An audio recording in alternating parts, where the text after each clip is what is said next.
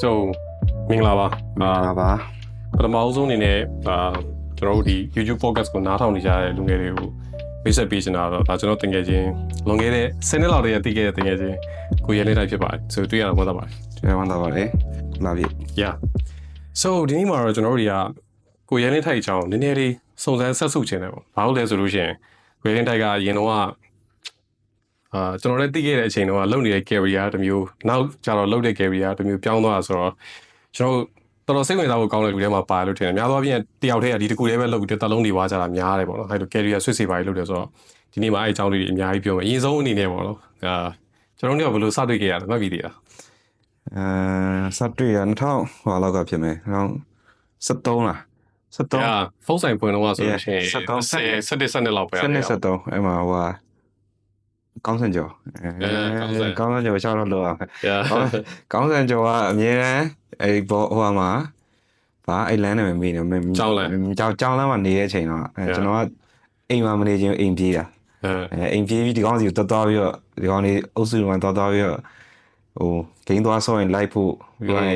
့သူတို့ကြောင်းပြေးတဲ့နေရာကိုရှောက်လိုက်ဖို့တော့ကိုယ့်အကိုတက်လိုက် join တယ်လိုက် join တော့ဒီကောင်းလေးသူတို့နေတဲ့နေရာအောင်ပြိုးသူတို့ကောင်းစံကျော်တို့အောင်ကောင်းခန်းတို့သူတို့အားလုံးနေတဲ့နေရာပဲမှာဆိုတော့လာပြီးတော့အိမ်မှာလာပြီးတော့ဆိုင်နေရတဲ့အိမ်ကိုငှားထားတယ်အဲ့မှာငှားထားပြီးတော့ဟိုမြရကုန်းနဲ့ဖုန်းဆိုင်လာပြီးတော့ချေးကြတယ်ပြီးသွားရင်ဟောရလေးစကုန်တော့တယ်ဒါဆိုခဲ့တဲ့ချိန်တော့အကြောင်းလေးပါလားဆိုတော့အဲ့အဖွဲထဲမှာအိမ်တော်မကြသေးတာကူဘယ်နှယောက်ရှိပါလဲကျွန်တော်ကြအောင်ပဲအဲ့တော့ဇန်အောင်ကောင်းခန့်ကြအောင်ပဲကျန်ပါသေးတယ်တကယ်အိမ်တော်ကြောက်ပါဟိုကောင်မရှိပါသေးကင်းမရှိသေးရောကင်းမရှိသေးဆိုတော့ပြန်တွေးကြည့်လို့ရှိရင်တော့နော်ဆယ်စုနှစ်တစ်ခုဆိုတော့ခဏလေးလိုပဲဟုတ်တယ်သွားခဲ့တဲ့ခရီးတွေမှတ်မိသေးလားဟုတ်တယ်အဲ့တော့လည်းမထင်မဲ့လုံးဝအဲ့တော့ရန်လောင်လာတော့တိတ်မသိကြသေးဘူးနော်ဘယ်လိုသိအောင်ပါလဲခရီးသွားပြီးတော့မှပဲနည်းနည်းပူရင်းကြီးပြောတယ်အဲ့တော့ဒီတိုင်းပဲဟိုကောင်သူကားကြီးကိုဆက်ကြီးမောင်းပြီးရှောက်သွားတယ်အောင်ခံဟောရှင်းရဆက်ကြီးနေတယ်လူကကလေးပဲရှိသေးကွာအဲ့ဒီချိန်ကာလမှာအဲ့လိုဆက်ကြီးမောင်းပြီးသွားတာနည်းနည်းလေးကြည့်ရနည်းထဲတော့ထဲနေဟုတ်တယ်မလား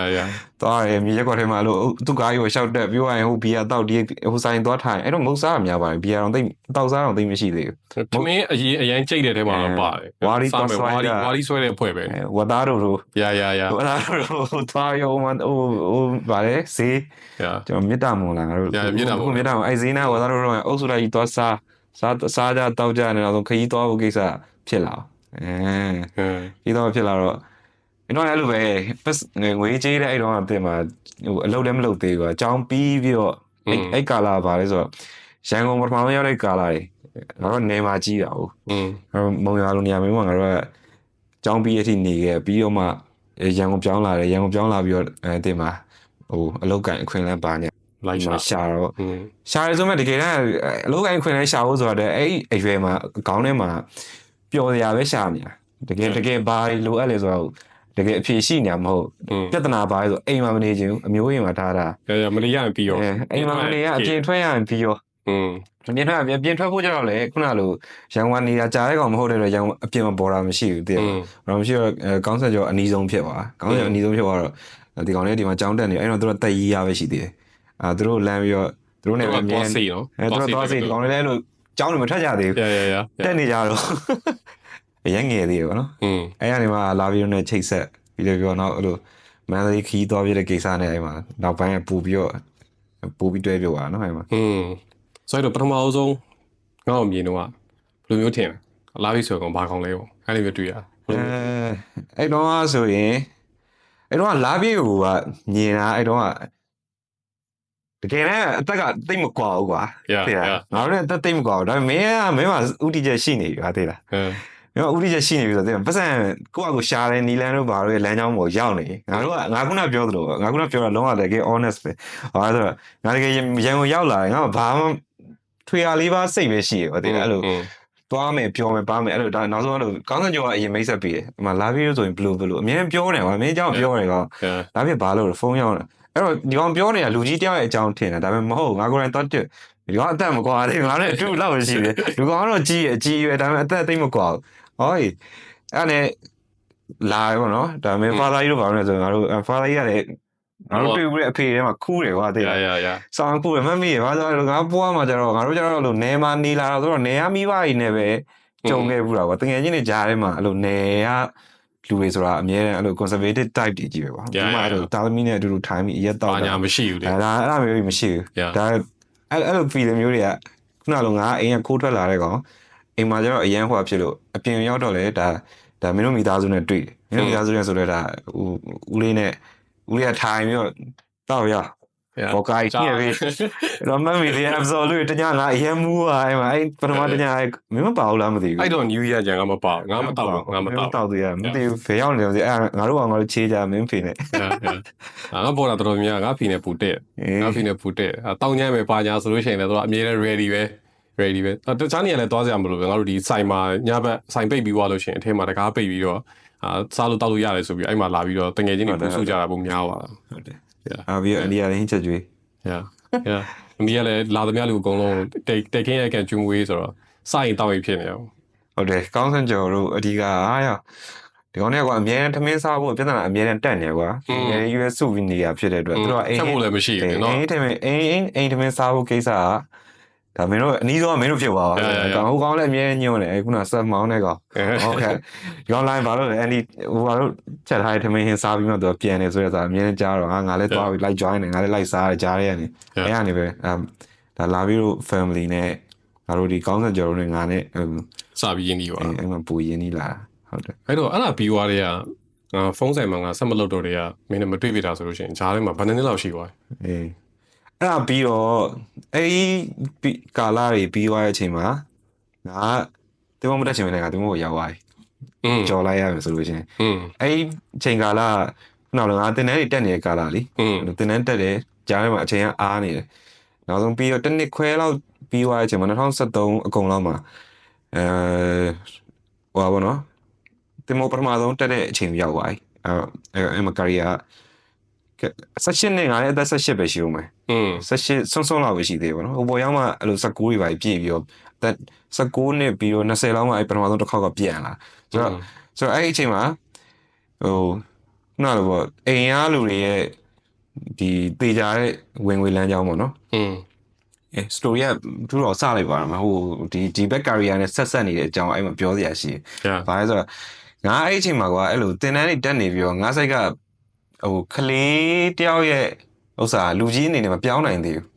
ငွေရှာမယ်တို့တာဝန်တို့ဘာတို့အဲ့တော့အိမ်မှာအရန်အဆင်ပြေကွာမိသားစုတွေလည်းအရန်အဆင်ပြေတော့ဘာမှအဲ့လောက်ကြီးဘာမှမစင်စားထားငွေရှာမယ်ဆိုရင်လမ်းကြောင်းမရောက်သေးဘူးအဲ့တော့ဘာဖြစ်ချင်နေလဲဆိုတော့တင်မောတက်ပါဆိုပြီးတော့အင်ကလမ်းကြောင်းပေးထားတယ်ဒါပေမဲ့တကယ်တမ်းတင်မောတက်မယ်ဆိုတဲ့အချိန်ရောက်လာတဲ့အချိန်မှာ feeling မရှိတော့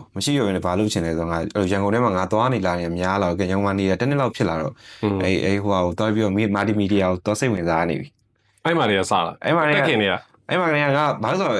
့ပိုးကအဲ့ရှေ့မှာအဲ့ state ကျောင်းမှာကနေငါမှအိမ်မှာကင်မရာရှိရပါ state ကျောင်းမှာကနေအဲ့ကင်မရာနဲ့ငါအဲ့လိုအခါချင်းဝင်ယူပြီးပတ်စံရိုက်ဓာတ်ပုံတွေပါရိုက်စားဘူးတယ်အဲ့ဆိုရင်လည်းလုံးဝမသိတော့ဘောလုံးကြားပြီအဲ့ရှိဆိုတော့အဲ့လို10တန်းနဲ့9တန်းနဲ့လောက်မှာအိမ်မှာကင်မရာအဲ့လို3-4မျိုးလောက်ရှိတယ်အဲ့ဒီမှာငါမေတို့ကလည်းဒီလိုပဲသူတို့နေမှာနေဆိုပေမဲ့အဲ့လိုဓာတ်ပုံရိုက်တဲ့ဝါသနာပါတယ်ကွာဝါသနာပါဆိုဟိုကျွမ်းတာမဟုတ်သူကcyber shop ဝယ်ထားတယ်ဝယ်ထားပြီးတော့အိမ်မှာဘာပဲရှိဓာတ်ပုံရိုက်ပြီးသွားထုတ်တယ်အဲ့ process လေးအိမ်မှာရှိနေတယ်ဆိုတော့ငါလည်းသိနေအဲ့ဒါဓာတ်ပုံသွားထုတ်ရင်ဘလောက်မှမကြောက်ဘူးအဲ့ဒါစိုင်ကြီးမှသွားထုတ်ရင်အဲ့တော့မှအစိတ်လားဓာတ်ပုံအစိတ်ဓာတ်ပုံအစိတ်လို့ပါတယ်full set ဓာတ်ပုံအစိတ်အဲ့ဒါသိနေတော့ဆိုတော့အိမ်နာပတ်ချလေးမှာအဲ့လိုပွဲရှိအလူရှိရဘာညာဆိုရင်တချို့မင်္ဂလာဆောင်တွေပါရှိရဆိုရင်ဝင်ပြီးတော့ငါအဲ့ဒါလေးနဲ့ကြိုက်ပေးတယ်ဟို Sony အဲ့တော့အဲ့ကင်မရာလေးငါလက်ထဲမှာရှိသေးတယ် battery တော့မရတော့ဘူး Sony Cyber Shot Cyber Shot လေးဟိုဒီအဲ့လိုရန်ကုန်အသွားလာရှိရဲ့အခောက်တွေဆိုရင်အမေကငါဓာတ်ပုံရတဲ့ဝါသနာပါမန်းသိတော့ဝယ်ပေးရပါအဲ့ကင်မရာလေးနဲ့အဲ့ငယ်တော့အဲ့လိုမျိုးဟိုဘယ်ဆိုင်မှာသွားထွက်ခုနအစိတ်ကိုငါသူတို့စီကို300လောက်နဲ့ပြန်ရောက်နေပါဓာတ်ပုံ300ပုံတရားလောက်ထုတ်လိုက်အခါမှာအဲ့တော့အဆင်ပြေသွားပြီဆိုတော့အဲ့မှာလည်းရှိနေတယ်အဲ့တော့ဆက်ပြီးပြောရရင်အဲ့လိုတင်မောတက်တကယ်တက်ရတော့မယ်ဆိုရင်ကာလာအပိုင်း6ကိုရောက်လာတဲ့အချိန်မှာငါတင်မောပဲတက်ရမှာလားဗောနော်အိမ်နဲ့ရန်ဖြစ်တော့မရတော့ဘူးနင်းကငါတို့အားလုံးလုပ်ပြီးသွားပြီဗောနော်နင်း အကုန်စီစဉ်ပြီးသွားပြီ အကုန်စီစဉ်ပြီးသွားပြီအဲ့ဒါကြီးရှောက်ပြီးတော့မလုံနဲ့ပေါ့နော်အိမ်နဲ့ရန်ဖြစ်တယ်ငါလည်း fight တယ်ပထမဆုံးအလုပ်သွားလုပ်ရမယ်ဆိုတော့ job interview မှာအဲ့တင်မို့တက်ဖို့အတွက်တေးကြတယ်ဆိုတော့တင်မို့တက်ဖို့အတွက် interview မှာ interview ကမေးတယ်ပေါ့နော်မင်းအပေါ်မှာလုပ်ရမယ်လို့မင်းသိလားဆိုတော့မသိဘူးလို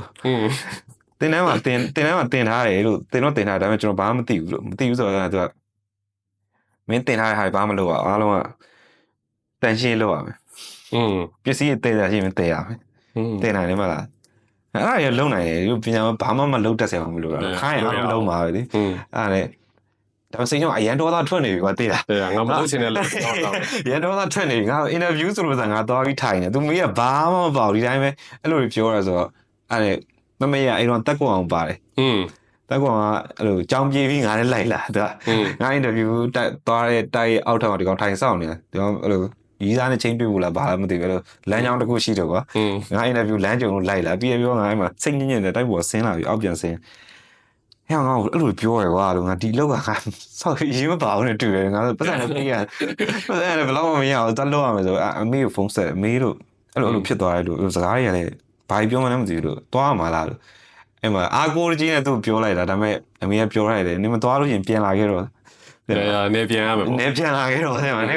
လွတ်ထားလို့တော့မရတော့သူတို့တွေနေစိုးရိမ်နေပြီအဲ့လိုတစ်နှစ်ခွဲလောက်ငါတောင်းညတာများနေပြီပါတဲ့အဲ့လိုပေါင်းနေတဲ့ကောင်တွေကလည်းခုနကလိုစေးချောင်းတက်နေတဲ့ကောင်တွေကွာအဲ့ဘေးနားမှာနေမှာတော့ငါလည်းចောင်းတူတက်တဲ့ဘော်ဒါရှိတယ်ဒီမှာကျတော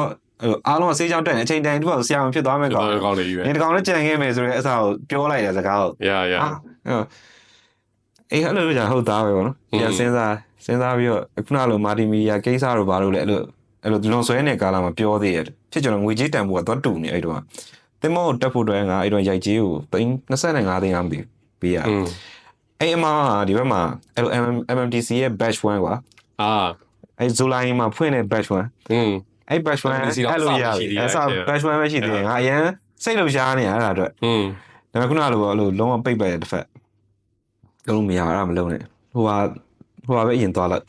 သွားကြည့်ပါနိုင်ငံခြားမှာသွားကြည့်ပါပျော်သွားမှာပါ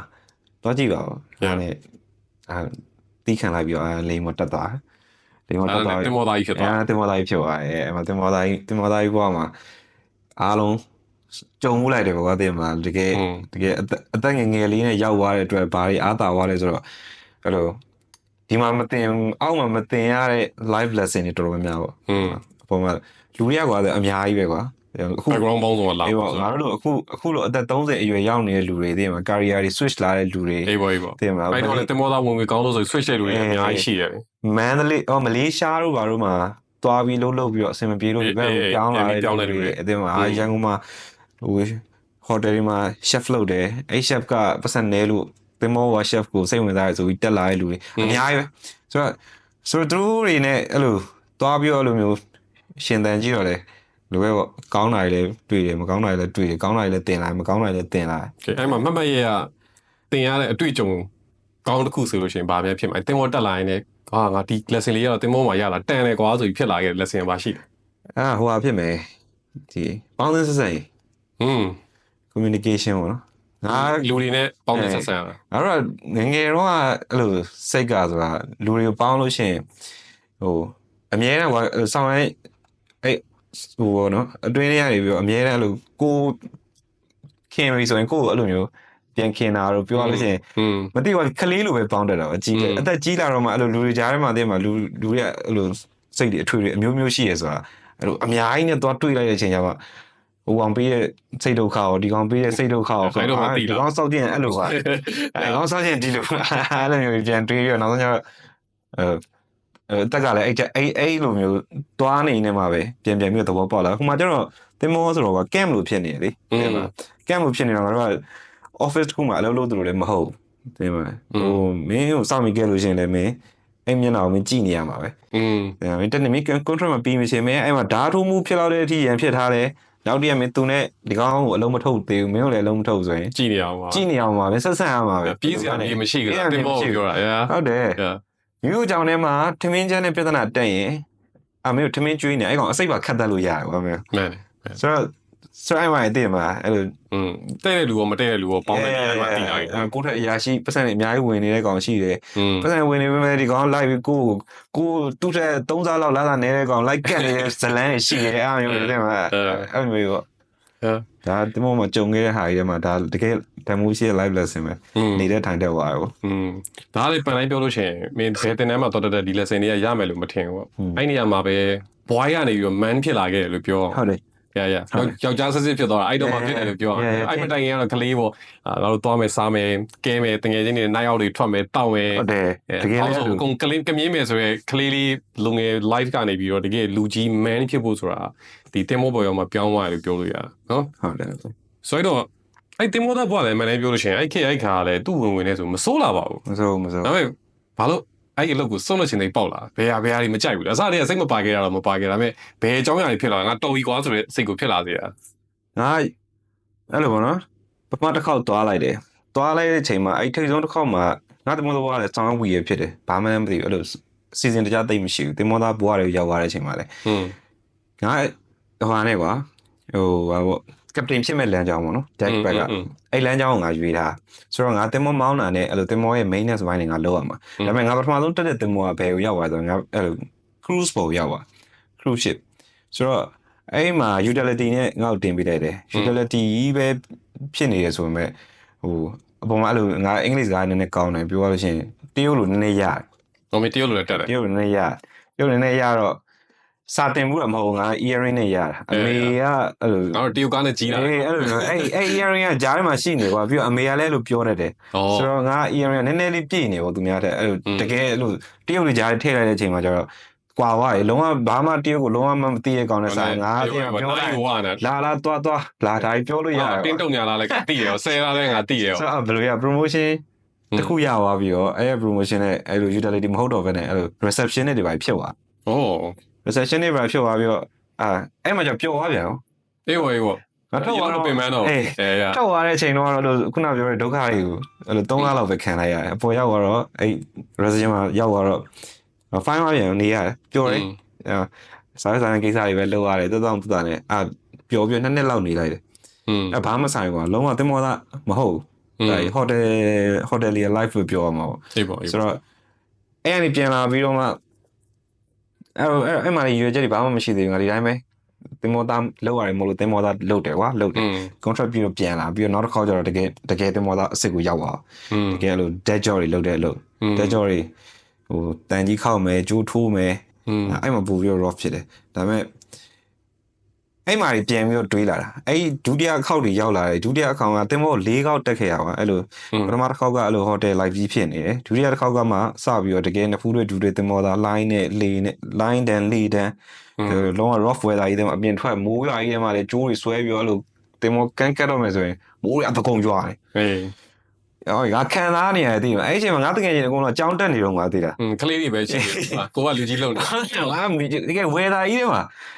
ဝိုးလည်းလေအတကုံတိုက်နေပါအဲ့ဒီခါကြီးကြားထဲမှာငါထွက်ပြီးတော့ပတ်စံရှာကိုလုံနေရ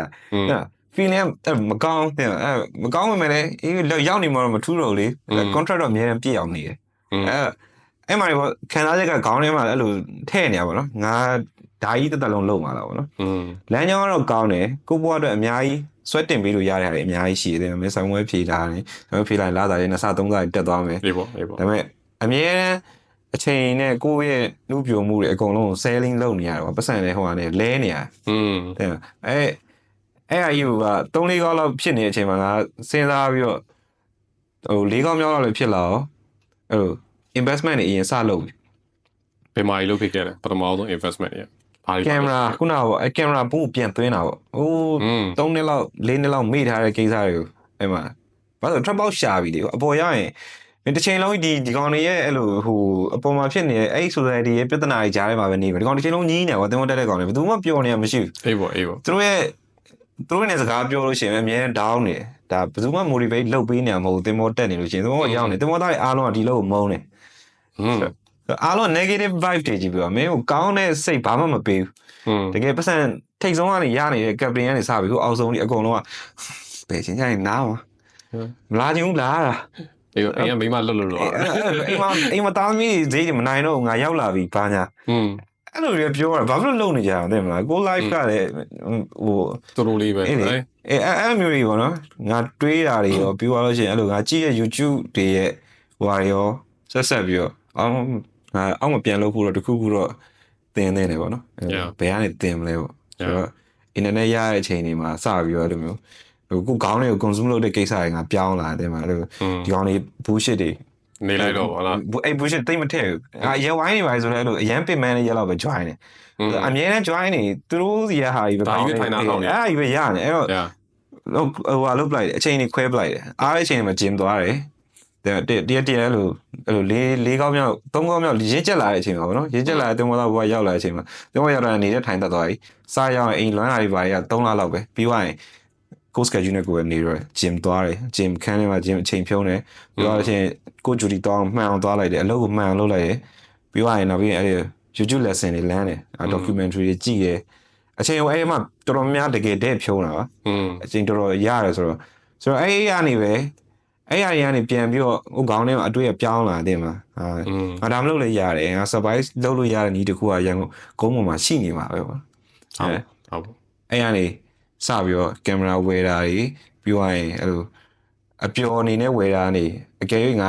ဒါကင်မရာကင်ပြီးတော့တင်မို့မှာအိမ်ပြန်ရောက်လို့ရှိရင်ငါအလူသွားရိုက်လို့ရလားမင်္ဂလာဆောင်သွားရိုက်လို့ရလားအဲ့လိုပြန်စဉ်းစားပြီးတော့အဲ့ကင်မရာလိုက်ချိန်တာပေါ့နော်ကိုရောက်တဲ့ပတ်စံနဲ့ဟိုလိုက်ချိန်ပြီးတော့အဲ့နဲ့ပဲလက်ထဲအဲ့လိုမျိုး ADD လို့ကင်မရာလေးတစ်လုံးရောက်လာတယ်အဲ့ဒါကရှောက်ရိုက်တကုံရိုက်ပထမဆုံး investment လုပ်ခဲ့တဲ့ကင်မရာ Canon ADD ပေါ့ ADD နဲ့စပြီးတော့အဲ့လိုဂျိုင်လာပြောရင် jewelry ရဲ့သွားကြည့်လိုက် jewelry ရဲ့မှာဒီကောင် jewelry ရဲ့တပုတ်ကိုအသေးမှာတမန်ကရှန်ကမကြည့်ဘူးကွာအဲ့လိုဒီတိုင်းပုံမှန်ဆိုလို့ရှိရင်ပြင်းစရာကောင်းတယ်လေ jewelry ရဲ့ကြည့်ရတာဟုတ်လားအဲ့ဒါကြည့်ပြီးရင်ပြောရရင်ခေါင်းထဲကိုမကြံခဲ့ဘူးဆိုတော့ဘာလုပ်လဲဆိုတော့အဲ့လို download ဆွဲချလိုက်အဲ့ video download ဆွဲချပြီးထိုင်ပြီးတော့တင်လာဒီမှာ setting ကင်ထားတယ်ပြီးရင်ရိုက်ကြည့်ပြီးတော့ပြန်ကြော်ရှေ့ပေါ့တခုချင်းပြန်ဆဲကလိတယ်ပြီးရင်အဲ့လို setting တွေကိုဝင်ပြီးတော့သူပြောတဲ့ setting တွေဟုတ်လားမဟုတ်လားကင်မရာဘယ်ဥစားဘာလုပ်ရတယ်အဲ့ကနေပဲပြောရရင်တော့အဲ့ professional DSLR ကင်မရာကိုအဲ့မှာစပြီးတော့တွေ့တာပေါ့နော်အပြင် physical နဲ့တော့မသိဘူးအဲ့ဒါဒါပေမဲ့မင်းစပန်ကထူးခြားတဲ့ဟာတွေတခုတွေ့ရောတော်တော်များအဲ့လိုမျိုးဟိုစာတင်တို့လေ့လာလို့ဆိုလို့ရှိရင် tutorial လူတိုင်းကြည့်ရဥမာ fitness video ဆိုလူတိုင်းကြည့်တယ်ဒါပေမဲ့တကယ်တမ်းကျင်သွားလူကရှာတယ်။ camera video တွေ video editing တွေဆိုလို့ရှိရင်လူတိုင်းထိုင်ကြည့်ရောသဘောကျတယ်။သူများတွေလုပ်ထားတဲ့ effect တွေမိုက်တယ်ပါကြ။ဒါပေမဲ့တကယ်တမ်းကျလက်တွေမဆန်းဘူးပေါ့။မြင်ကြတော့အဲ့ဒီလက်တွေဆန်းတဲ့အကျင့်လေးရှိသွားတယ်ပါတော့ဒါလေးသွားပြီးသတိထားမိတယ်ပေါ့နော်။ဟုတ်တယ်။ပြီးတော့ဟိုခုနကပြောတဲ့အချိန်သွားဖြုံးမဲ့အရာတွေမှာဆိုလို့ရှိရင်လည်းရက်ဝိုင်းတွေတစ်ခါဒီမှာ join တယ်။ဒီဘက်မှာငါလုံးစရာရှိတဲ့ဂျင်းတွေမှာသွားပြီးအချိန်ဖြုံးရမယ်လို့သိတယ်။အဲ့လိုစီကန်းတွေရှိလာဖို့ကိုယ်စိတ်ကိုအဲ့လိုထိန်းနိုင်ဖို့အောင်ငငယ်ကအဲ့လိုမိဘတွေကတင်ပေးခဲ့လို့လားဒါမှမဟုတ်လို့ရှိရင်ဘယ်စာအုပ်တွေဖတ်လို့ဘယ်နားမှာစပြီးပြောင်းလာခဲ့ရတယ်ပေါ့အဲ့ဒီမှတ်မိလားအဲ့ထူးကြတာဘာဆိုအဲ့လိုဟိုပါပေါ့နော်ငါအဲ့လို bullshit ကိုမခံနိုင်တာတကယ်တမ်းငါစီရောက်လာတဲ့ဥစ္စာတွေအကုန်လုံး negative ပဲငါများနေငါတခါကျရင်အဲ့လိုတင်မောသားဆိုတော့လူ၄ယောက်လောက်တရက်ကူမှစကားပြောတာလူက3ယောက်လောက်ပဲရှိရပါမင်း duty သွားရင် duty officer နဲ့တွေ့မယ်အဲ့ duty officer နဲ့4နာရီအချိန်ဖြုံးရမယ်သူနဲ့နှစ်ဂျူရီရှိရဆိုရင်4နိုင်နှစ်ဂျူစီဆိုတော့8နိုင်ချိန်ပြောအောင်ပြီးသွားရင်ကိုခန်းထဲဝင်တယ်ပြီးတော့ထမင်းသားကန်းမှာတွေ့တဲ့လူတွေရှိမယ်ထမင်းသားကန်းမှာလည်းချက်ထမင်းချက်နဲ့ချီကိုနဲ့တွေ့ပါတော့ချီကိုနဲ့တွေ့မယ်ချီကိုနဲ့တွေ့ပြီးကျန်တဲ့အဲ့လိုအရက်တောက်ပြီးတော့စကားအလာဘာတလာဘာပြောနေတယ်လို့ရှိရင်အဲ့လိုထိုင်ပြီးပြောမယ်အရက်တောက်တဲ့ကောင်ကြောင့်ထိုင်ပြီးတော့အဲ့ဒီ story တွေပဲဒါတွေပဲထပ်ပြီးတော့သိမလားအိမ်မှာခက်ခဲနေတဲ့အကြောင်းတွေဘာတွေအဲ့ဒါတွေပဲထိုင်ပြောပြီးတော့ကိုလည်းဖြစ်နေရပဲကွာဒါပေမဲ့ကိုကနားထောင်ပြီးငါတော့အမြဲတမ်းလို့ပြောတဲ့ကောင်မဟုတ်ငါအဲ့လို listener တွေမှာပါတယ်ငါ listener ဘာလို့ဆိုကိုအကြောင်းလူစကားလူပြောနေရတဲ့စားလို့ရှိရင်ငါအဲ့လိုပြောပြနေတာကိုနားထောင်နေတဲ့ဥစ္စာကိုပို့ပြီးတော့ငါ neutral ကွာအဲ့တိုင်းဖြစ်နေဆိုတော့အများကြီးပြောနေတဲ့မှာကောင်းတာဘယ်အချက်မှသိမရှိတော့အဲ့တော့တစ်ခါကျရင်အဲ့လို isolate လုပ်တယ်ပါကို isolate လုပ်တဲ့အကျင့်ကဘာဖြစ်လာလဲဆိုတော့အဲ့လိုဟို documentary တို့ဘာလို့မှသွားပြီးအချိန်ဖြုံးမိတယ်အစောကနေရုပ်ရှင်ကိုလည်းရုပ်ရှင်ကြည့်တယ်ဒါပေမဲ့အဲ့လိုရုပ်ရှင်ကဟိုတယောက်ရေးပြီးတော့ fiction လုပ်ထားတဲ့ဥစ္စာတော့သိမကြဘူးအဲ့လို reality ဆန်တဲ့ show တွေကြည့်ရတာတို့တခါလေဒိဗ်မရှိတော့ငါအဲ့လို Animal Planet လို့ဟာမျိုးထိုင်ကြည့်နေတယ်ဆန်အကောင်လေးတော့သိရတော့ငါမသိတဲ့နေရာမှာဘာကောင်လေးဘယ်လိုရှင်တန်နေလဲအဲ့လိုမျိုးသိရတယ်အဲ့လို nature လေးတွေလေ့လာyes အဲ့လိုမျိုးဟာတွေကို သွားပြီးတော့ into ဖြစ်တာပေါ့နော်အဲ့ကနေပဲပြောရမယ်အဲ့ကနေလူကအတွေ့အတဖြည်းဖြည်းနဲ့ခွဲပြီးထွက်လာတယ်လို့ငါထင်တယ်ပေါ့နော်ခွဲထွက်လာတော့လို့တင်ကြားရေးဆိုတာဒီလိုရောက်တဲ့နေရာနေရှိတာနဲ့ဘယ်ရှိရနဲ့ငါ absorb လုပ်လို့ရနေရပေါ့နော်ဆိုတော့အဲ့လိုမျိုးကွဲထွက်လာတယ်ထင်တာပဲအဲ့ကနေပဲစရပြောရမယ်ငါတော့က screen ကနေစတာပဲဒီငါအမြဲတမ်းကြည့်နေတဲ့ screen ကတဲ့မှာဟိုကွန်ပျူတာလေးတစ်လုံးရှိမယ်ဖုန်းတစ်လုံးရှိမယ်ကွာအဲ့ဒီအချိန်တော့အဲ့လိုအပြင်ကိုကြည့်ရင်ပင်လယ်ပဲမြင်ရဆိုဘာမှမရှိဘူးဆိုတော့ internet ဟိုပါလေ source ကလည်းမရှိဘူးအဲ့တော့ကန်ခဲ့တဲ့အချိန် internet ရတဲ့အချိန် internet ကျရင် download ဆွဲဆိုတော့ download ဆွဲတော့အဲ့မှာလည်းအရင် focus ကလည်းတအားကောင်းသွားတယ်မှာပုံမှန်ဆိုရင်ငါတို့ဆက်လုပ်ပြီးတော့လုပ်ဖြစ်သွားအဲ့လိုဖြစ်သွားပုံမှန်လေးတွေမကြည့်ဖြစ်တော့ဘူးဟိုဟာဆိုရင်ဒီမှာဆိုကကုန်းမှနေငါတို့တွေမှာ internet ကြီးအရင်ညားတယ်ကြိုက်တာဖွင့်ကြည့်လို့ရတယ်ပြင်းတော့ပြင်းတယ်ကွာမကြည့်ချင်ဘူးဟိုမှာကျတော့မဟုတ်download speed ဘယ်လောက်ရလဲမှာအချိန်တနားကြီး coffee ဆိုင်သွားထိုင်မယ်အဲ့အချိန်တနားကြီးရအဲ့အချိန်တနားအတွင်း file ဆွဲလို့ရအောင်လေ limit ဖြစ်သွားအောင် hard disk speed ရလဲဘယ်လောက်ကျန်လဲငါပုံထဲမှာရအဲ့ဒီအစားကြည့်ပြီးမှ selection လုပ်ရတာဆိုတော့အဲ့ဒီကနေ habit တွေဖြစ်လာတာခုနလိုအိမ်ကတင်ပေးတာတို့ဘာလို့ဆိုတာဝေးတယ်ငါအိမ်မှာမိသားစုနဲ့အတူတူနေရများတယ်ကွာဆိုတော့အားလုံးကကိုယ့်ဘက်ကိုပဲကိုယ်ခေါင်းထဲမှာဖြစ်လာတဲ့ဟာနဲ့ငါဒါမကြိုက်ဘူးပေါ့နော်ငါဒီလိုမျိုးကြီးငါ့ကိုအဲ့လိုအနှုတ်ဆန်တဲ့သဘောတရားတွေနဲ့ပြောနေစိုးနေကြတာဆိုတာလည်းသဘောမကျဘူး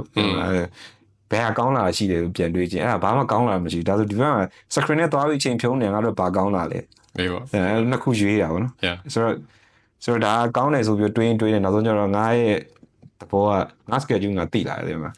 ဘယ်အချိန်မှာသူတို့နဲ့သွားနေလိုက်မယ်နော်မတွေ့ရကြလို့သွားနေသွားအချိန်သွားလိုက်မယ်ဟိုလုပ်လိုက်မယ်ပြီးရင်ကိုကခွဲပြီးနေလိုက်အဲ့ရနေရစားပြောရမယ်အဲ့လိုရွေးချယ်တာလေတော်တော်များများတွေအကုန်လုံးကတော့ခုနဒီခေတ်ထဲမှာမွေးလာတယ်ငါတို့ 90s မှာမွေးတဲ့ kids တွေကတော့ခုနပြောတဲ့ internet က limit ရှိတယ်ကွာ device တွေဆို storage က limit ဖြစ်တယ်ငါတို့မှာ time တွေက limit ဖြစ်တယ်ခုနပြောတဲ့တာဝန်တွေယူရတာရှိတယ်မလို့ရှိရင်လည်းအိမ်ကလောက်ရတာရှိတယ်ဆိုတော့ငါတို့တော်တော်များများ90အဲ့ kids တွေမှာငါတိတာတော့အဲ့လိုအချိန် management တို့ဘာလို့ကပိုကောင်းတာတွေ့နောက်ပိုင်းကလေးတွေမှာတော့ငါတွေ့သူတို့ phone ဆိုတာ body extension တစ်ခုလို့ဒါကြီးကမကန်ရလို့ရှိရင်မနေနိုင်ဘူးတိရအောင်တခုခုပုတ်နေမှာဆိုနေတာထိုင်တာရှိသွားတာပေါ့အဲ့လို phone မရှိဘဲနေမလားဆိုသူတို့မနေနိုင်တာတွေပါဖြစ်လာတော့ဒီခုနမင်းပြောတဲ့ selective လုပ်ပြီးတော့ရွေးပြီးတော့ကြည့်ဖို့လို့ပါတော့တိတ်မလို့များသောအားဖြင့် save to watch လိုက်တာလား YouTube ပါလေအဲ့ထိလိုက်ပါနောက်မှကြည့်မယ်ခုလောဆိုတော့ scroll လုပ်လိုက်မယ်ဘာတွေအများကြီးရှိသေးလဲလို့ပါတော့အဲ့လိုဖြစ်လာ entertainment တွေပို့ပြီးဦးစားပေးလာပါတော့အဲ့တော့ဘာပြောမင်းအများကြီးရွေးပြီးတော့လေ့လာလာတယ်အဲ့လိုထက်ခါကြည့်ပြီးတော့ကိုယ်တိုင်တကယ်လောက်တာတွေအများကြီးလုပ်ခဲ့လို့ဒီလိုပြောင်းလာလို့ထင်တယ်အဲ့တော့တင်မောပေါ်မှာ video တွေပါရိုက်ခဲ့သေးလားဟိုမှာ Canon အဲ့ဥစားယူတင်မောပေါ်ဒီတဲသွားလားတင်မောမှာပဲဝယ်တာတင်မောမှာပဲအဲ့လိုပေါ့နော်ကင်မရာဝယ်တော့မယ်ဆိုတော့ကင်မရာ research တွေလုပ်တယ်ပြီးတော့ငါရောက်တာဘူဆန်ဆိုတော့အဲ့လိုဘူဆန်မှာငါတင်မောအမြဲတမ်းသွားရတယ်ကွာဟိုခဏလေးကြည့်လိုက်မယ်နော် okay ကျွန်တော်ကတ်လိုက်မယ်ရကိုရယ် I'm going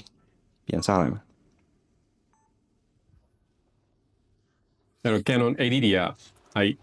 ဒါတင်မောပေါ်အမြဲတမ်းယူသွားတာ Canon 80D ကဇလန်အဲ့လိုငါတင်မောအမြဲတမ်းရောက်တဲ့ပူကဘူဆန်ကနေမှသူကအဲ့လိုကုံတင်ပြီးတော့တခြားနေရာကိုသွားတာဆိုတော့ဘူဆန်မှာအချိန်အများဆုံးဖြုံးတယ်ငါဟိုအဲ့တင်မောကကန်ခဲ့တဲ့အချိန်နဲ့တအားနေဒါပေမဲ့မရအောင်လုပ်ရတော့ make time ပေါ့တဲ့မှာဟိုကိုဂျူရီချိန်ရှိနေတဲ့အချိန်ကန်ဆင်းလို့မရဘူးအဲ့တော့တင်မောအလောက်က on jury set ဖြစ်သွားအဲ့တော့ jury off တဲ့ချိန်ကန်ရင်အဲ့ဆိုရင်ငါဂျူရီက4နာရီတင်မောကန်ခဲ့တဲ့အချိန်8နာရီကြာမယ်ကွာငါဂျူရီကအဲ့မှာတဝက်လေးပြက်က4နာရီလောက်ဝင်လာပြီကျန်တဲ့4နာရီပို့တယ်ဆိုမအဲ့တော့အဲ့တော့ငါစပိန်ဆွဲပြီးထွက်သွာ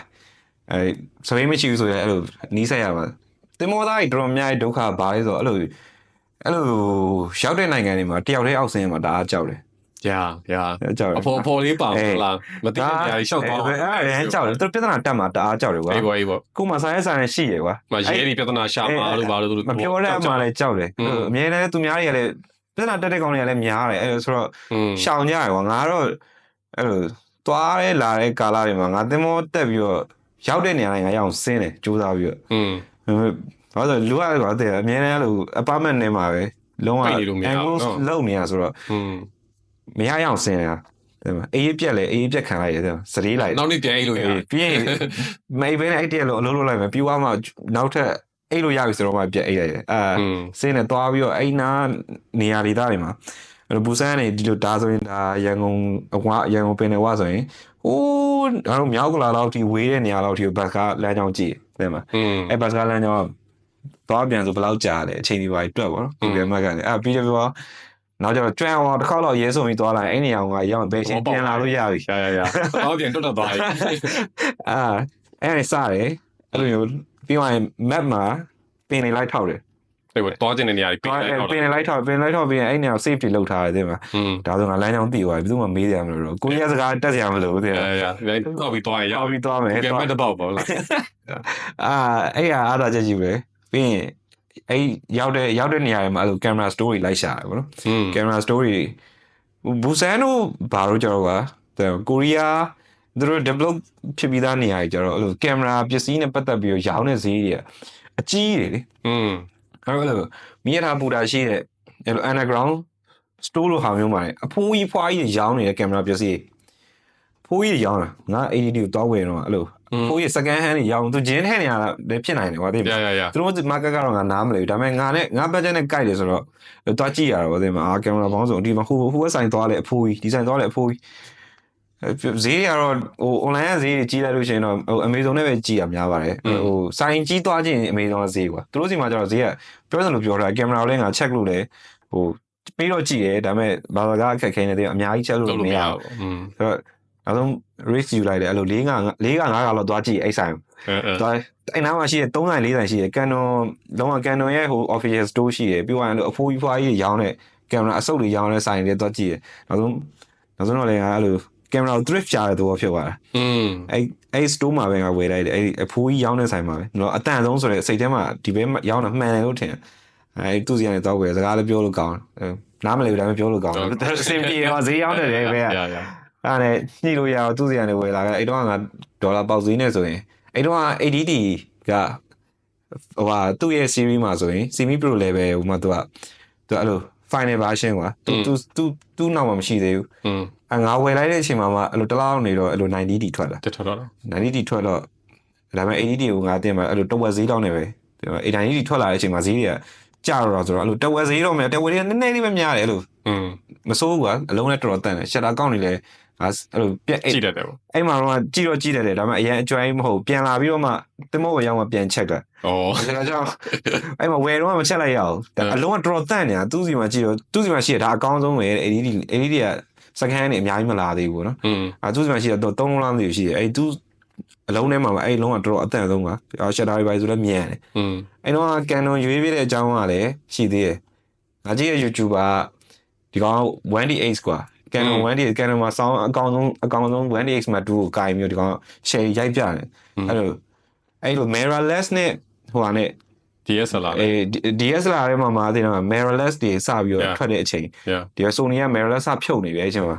အဲ့ထဲမှာဟိုဟာတွေမဟုတ်တော့ဘူး digital နဲ့ digital sensor နဲ့တော့ဟိုကောင်ကျတော့ Canon မှာအဲ့လိုကြောက်ချက်အဲ့လိုဖြစ်နေသေးတယ်အဲ့နှစ်ခုကွာခြားချက်ကြမှာငါတွေးရသေးအဲ့တော့လည်းစဉ်းစားတယ်ငါ Sony ဝယ်ရမှာCanon ဝယ်ရမှာနော် Canon ကကျတော့အဲ့လိုခုနလိုသူကြာလာလို့ရှိရင်ရှက်တာတွေလေးလာတွေပါရှိတယ်ဟိုကောင် digital ကအခုမှစတိတ်ဆိတ်ပူစရာတိတ်ဆိတ်ပူစရာမလို့အခုမှစတာဆိုတော့အဲ့လိုမသိဘူးဘယ်လိုအဲ့တော့တော်တော်လေးလွန်ဆွဲ comparison တွေတောက်လျှောက်လုပ်တယ်ဟိုကလည်း mirrorless ကိုအဲ့လိုဟိုဟာနဲ့ digital version နဲ့ထွက်လာတဲ့ကောင်တွေလည်းအဲ့နှစ်ရဲ့နောက်မှာအများကြီး develop ဖြစ်လာတယ်ဟိုတော် resource လည်းနည်းတယ်မေးရတယ်လည်းနည်းတော့နောက်ဆုံးအဲ့ဆုံးဖြတ်ချက်ကကိုကြည့်နေတဲ့ YouTuber ရဲ့ line ဝယ်ကန်လိုက်တာဘာလို့ tutorial ကြည့်နေနီးတယ်ကွာဒီကောင်ပြတဲ့ setting ပြလိုက်ဟာကိုလိုက်လုပ်လိုက်သူပြတဲ့ setting မှာဒီဟာထဲမှာငါကြည့်လို့ရတယ် Sony သွားကန်တခြားကောင်ပြောင်းကြည့်အောင်မယ်ဆိုတော့မထူးတော့ဘူး Canon ပဲရွေးလိုက်တယ်မျိုးလုံးမိတ်ပြီးတော့Canon ရဲ့ Canon 80D ရဲ့ lens ကမမရအဲ့တော့ lens ကလည်း lens strike ကလည်းပြဿနာတက်သေးတယ်ကွာကင်မရာဝယ်လူတိုင်းတက်တဲ့ပြဿနာပါအဲ့ဒါဘာစဝယ်ရမှာမသိဘာ lens ဝယ်ရမှာပေါ့နော်အဲ့တော့ငါဘာတွေလုပ်လိုက်လဲဆိုတော့ငါဟိုဟာ price land တွေတွေ့တယ် price land တွေဈေးကြီးတယ်ဒါပေမဲ့ခုနလို price land ရအားတချက်က aperture အချိန်ကြီးချဲ့လို့ရတယ်aperture အချိန်ကြီးကစားလို့ရတယ်မောင်လည်းကိစ္စမရှိတော့ဒါပေမဲ့ zoom ကြတော့လုပ်လို့မရဘူးzoom လို့ရှင်ရှေ့ကိုလမ်းလျှောက်ပြဿနာတက်နေတော့အဲ့ဒါနဲ့ဘာလုပ်လဲဆိုတော့မထူးတော့ကွာဆိုပြီးတော့ဟိုတယ်လီမကြပါမကြတယ်လီလို့ခေါ်တာ200ကျော်သွားရင်တယ်လီလို့ခေါ်တယ်ဒါပေမဲ့ငါဝယ်လိုက်တာ18200 session နေရတော့ range တော့များနေပြီလေ wide ကောနောက်ဆုံး wide တော့အများကြီးอ่ะဒါပေမဲ့ဟိုပါပဲ F4 တိတ်တော့နောက်တော့မဝါတော့ပြောရရင်ဟိုဘယ်လိုပြောမလဲဒါပေမဲ့အဲ့တော့အဲ့လိုမျိုးအစ level မှာကျတော့အဲ့ဒါတော်တော်လေးဟိုဖြစ်ပါတယ်ဒါပေမဲ့ကိုယ့်တဲ့ဆိုးတဲ့ကောင်တွေအများကြီးရှိတယ်အဲ့လောက်ချင်နေတော့ငါတင်မောလာမို့လို့အဲ့လို setup ကိုအစားဆုံးကင်နေတာကွာတင်ပါငါအခုနောက်မှတိလာ photographer တွေအကြောင်းနေဆိုလို့ရှိရင်ပို့ဆိုးတယ်တင်ပါအဲ့လောက်တော့မရဘူးဒါပေမဲ့ငါဒါ good story နဲ့ကိုမို့လို့သာဒီ ADD နဲ့ session နေရနဲ့အဲ့ lens ကဒါ Tamron ဆိုတာလုံးဝဟို budget ထဲမှာပါ Canon Sony တို့ရဲ့တပ်ပါတွေကွာနောက်ပိုင်းတော့ကောင်းလာပါတယ်အဲ့အကောင်းတွေလည်းရှိတယ် Tamron ကလည်းသူကအမျိုးစုံရှိတာတရုတ်ကတပ်ပါတွေနဲ့လိုက်ထုတ်တဲ့ကောင်ဆိုတော့ Tamron မှာလည်းမျိုးစားအများကြီးရှိရောင်ညိုတွေလည်းရှိတယ်ဒါပေမဲ့ Tamron လည်းက18 200 Tele မကြပါမကြအဲ့ကောင်ကြီးကန်လိုက်ပြီးတော့ဆိုတော့ကနေဆုံးငါ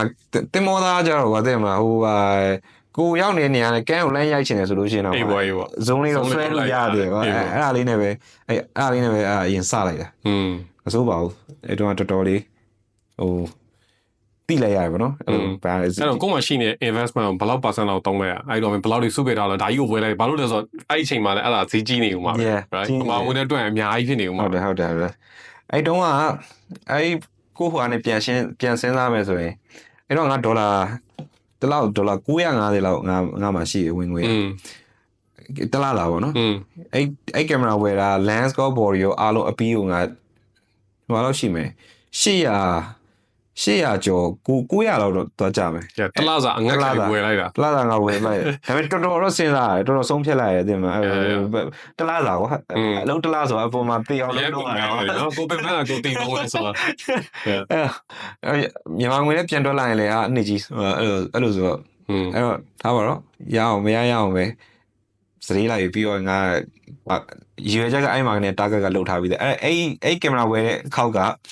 တင်မတက်တော့ဘူးဆိုတော့စပြီး idea ဝင်တဲ့အခါကွာပြီးတော့နောက်တစ်ခေါက်ထပ်သွားသေးတယ်အဲနောက်တစ်ခေါက်ပြီးတော့မှပဲလုံးဝအဲ့မှာတော်တော်ကျွမ်းနေပြီအဲ့နောက်တစ်ခေါက်မှရောက်တော့အဲ့ကင်မရာကြီးတည်သွားပြီတင်မို့မှာလုံးနေ video edit device စနေပြီကွာ video edit အဲ့မှာ software တွေပါအဲ့လို premium pro တွေကင်မှုတော့စဉ်းစားနေပြီပြီးတော့ရှင်ကင်မှုတော့စဉ်းစားနေ train နေပြီအဲ့တော့နောက်တင်မို့မှာအဲ့လိုကင်မရာတွေကနေအဓိကကင်မရာလေးကို footage ရောက်ပြီးဓာတ်ပုံမဲ့ video ပဲဖြစ်ဝင်နေပြီပြောရလို့ရှိရင်အဲ့ဒါဟို post production ဘာရှိတယ်ဘာလုပ်ရမလဲအဲ့ဒါထပ်ပြီးချဲ့ပြီးရှာပြီးကြည့်နေပြီဟောအဲ့မှာလည်းပဲအဲ့2နှစ်လောက်ကအဲ့လိုကိုယ့်က YouTube နဲ့ train နေပြီးရင်ပေါက်ရ40ရိုက်တယ်ခုနကမေးတဲ့ရိုက်ထားလားဆိုအများကြီးရှိတယ်ရိုက်ထားရတယ်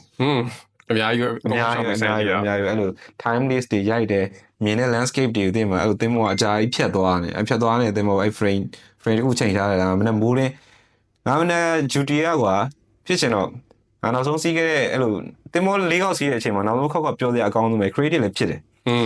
အဲ့တော့တင်မောသားလည်းတော်တော်ပါဝါနေပြီလေနေတဲ့ထိုင်တဲ့နေပြီခုနကလိုအဲ့လို chaos တွေရဲ့ဘေးမှာပဲသွားနေတယ်မှာတိတ်ပြီးတော့ဂျားလေးတိတ်ပေါင်လေးရှောင်လို့ရပါတယ်အေးဆေးပဲအဲ့လိုလူတွေလည်းအဲ့လိုအေးဆေးအပျော်လေးပြောရင်ဘယ်လိုဖြစ်တယ်ကိုစိုးပြောရင်ဘယ်လိုဖြစ်အဲ့ဒါရဲ့နားလဲနေပြီဆိုအဲ့တစ်ခေါက်ကတော့အရန်လူပါဝါနေပြီလူပါအရန်ဝါတဲ့နေအဲ့လုံရဲနေပြီတင်မှာ Judy ပါဆိုလို့ရှိရင် Judy ရှိနေတာကင်မရာတည်သွားတယ်တင်မလားကိုအလုပ်အဆင်ပြေအရာရှိတဲ့အဆင်ပြေဆိုကြိုက်တာလုပ်လို့ရတယ်တကယ်တမ်းအဲ့တော့တော်တော်လုပ်ရဲကန်ရဲဖြစ်လာတယ်အပေါ်မှာ Judy ကြောက် Judy ဆိုတာရှိတယ်ဥပမာအဲ့တင်မောကန်ကတ်ထားတယ်မှာသူကကန်မကတ်ခင်မှာကြောက်ချပြီးတော့အဲ့မျိုးရဲ့အပြင်မှာသူကနေရတယ်ကွာအဲ့လိုနေဆိုငါတို့အလုပ်သိမ့်မရှိဘူးအလုံးမရှိဘဲနဲ့ Judy ယူသွားဆိုရင်သွားပြီးငို့ထုတ်ထိုင်နေရအဲ့ပေါ်မှာထိုင်ကြည့်နေငါ Judy ကများသောအားဖြင့်9နာရီမနက်3နာရီ45လေးစား3နာရီ45လေးမနက်9နာရီ45မှာပြီးရကွာဆိုတော့မင်းလုံးဝတကယ်နေဆောင်ထွက်တဲ့ချိန်တကယ်golden hour ပြောရရင်ညနေ duty ဆိုရင်အဲ့အချိန်ပဲ3နာရီ45ညနေ3နာရီ45 duty တက်သွားတယ်9နာရီ45ပြီးရဆိုတော့ညနေကနေဝင်ချိန်မနက်ဆိုရင်နေထွက်ချိန်လာတော့ကင်မရာနဲ့ကွက်တီရထိုင်ပြီးဟို tripod ထောင်ထားလိုက်တယ်ဘယ်ဘက်လဲအဲ့လိုဘူဆန်းရရင်ဘူဆန်းကိုသွားပြီးရိုက်ထားဘူဆန်းမျိုးကြီးမြင်နေရတယ်ဘယ်မှာသုံးမှန်းတော့မသိဘူးဒါပေမဲ့အကုန်ရိုက်တာဒါပေမဲ့ရိုက်ချင်စိတ်ကအများကြီးရှိနေ creative တအားဖြစ်တယ်အဲ့တစ်ခေါက်ကတော့အဲ့လိုလက်ထဲမှာကင်မရာရှိလာတယ် gear ဖြစ်လာတော့ကိုရရင်ထွက်တယ်ဆိုတာသဘောပေါက်ပါ confident နဲ့အဲ့မှာစဝင်လာပါတော့ဟောရလာပဲပေါ့နော်ဘာလို့မြင်နေရတဲ့တင်မှာ video တွေမှာသူများရိုက်ပြတဲ့ကိစ္စတွေတင်မှာအဲ့ဒါကြီးကငါရိုက်တော့လေထွက်တာပဲဒီလိုပဲ robot ရှာဖွေပြီးဒီတိုင်းလုံးလိုက်ဖြစ်တာပဲပေါ့အဲ့သဘောတွေပေါက်လာအဲ့ကနေပဲဒီ ဘယ်လိုပြောမလဲဒီကန်းပေါ်ပြန်ရောက်တဲ့ story ကအဲ့မှာ freelance story ကစတယ်အဲ့တော့ပထမဆုံးဒီတင်မောပေါ်ကနေဆင်းပြီးတော့ဒီဘက်လောကတွေကိုစဝင်မယ်ဒီဘက် creative လောကတွေကိုစဝင်ဖို့ဆိုပြီးတော့ switch လုပ်တဲ့အချိန်မှာဘာအခက်အခဲတွေတွေ့စချင်းဆိုရင်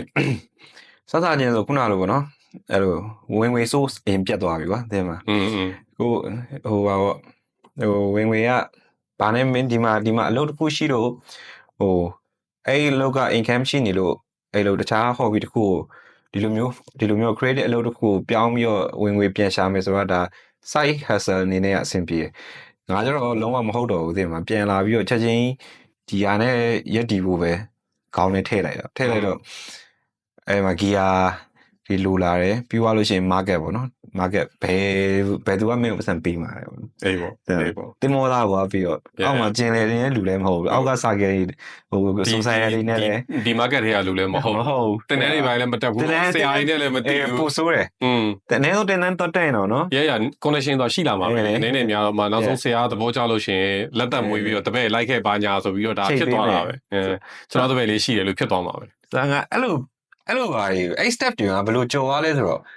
ဟိုပါပေါ့အဲ့ဒါလေ YouTube ပဲသင်ပေးတာပဲYouTube ဒါကောင်းတယ်အဲ့ concept ကိုထည့်ပေးရတယ်အဲ့ဟိုနော် credit လောက်တာတမျိုးနောက်ပြောလို့ရှိရင်ဘယ်လို survive လုပ်မလဲဆိုတဲ့ကိစ္စကိုလည်းအဲ့လိုငါရှင်းရှင်းလင်းလင်းတော့မသိချင်မှသိလိမ့်မယ်ဒါပေမဲ့ငါကောင်းတယ်မှာလုံးဝမဲ့ဟာအဲ့လိုညှို့နေတာတကူကရှိတယ်သဘောပေါက်သွားသဘောပေါက်နေတာတကူကရှိရပါဆိုအဲ့လို local ဓာတ်ပုံဆရာတွေလိုက် join ဒီအနေ project တွေရှိတယ်ငါအဲ့လောက်တော့အနည်းဆုံးသိတယ်ကွာဒါ YouTube အကောင့်တွေလည်းဒါနိုင်ငံဟိုနောက်ဆုံးသူတို့ကအမေရိကန်မှာသူတို့လုပ်တဲ့ဟာကိုငါ့ကိုပြနေကနေဒါမှာလုပ်တဲ့ဟာကိုပြနေဒါပေမဲ့ရန်ကုန်မှာလည်းဒီစာကယ်ရှိမှာပဲရှိမှာအဲ့တော့ငါသဘောပေါက်တယ်အဲ့တော့ငါ Facebook ကနေငါနဲ့အနီးဆက်ဆုံးဓာတ်ပုံဆရာတွေငါမြင်နေရတဲ့ကောင်တွေပေါ့နော်ကောင်တွေတွားပြီးအကုန်လုံး live shout out ပြောတာပါအခုကြီးအကိုကြီးကျွန်တော် shooting နဲ့လိုက်ချင်လို့ပါကျွန်တော်ကကားရှိတယ်ကျွန်တော်ကားလေးနဲ့ကျွန်တော် live မောင်းပြီးတော့ live ပေါ်မှာပဲကျွန်တော်ဟိုဓာတ်ပုံရိုက်တာမီးလေးဘယ်လိုတုံးလဲကျွန်တော်သိချင်တယ်ဘာပစ္စည်းလေးတုံးတာလဲနောက်ပြီးရင်ငါအဲ့လိုဒီမှာလည်းအဲ့လိုပဲခုနလိုနောက်ဆုံးအဲ့လို gear shop တွေတွားရတယ်ဆိုတော့ update တွေလုပ်ဖို့လိုလာတော့ခုနလိုရှိရဲ့ခုနနောက်ဆုံး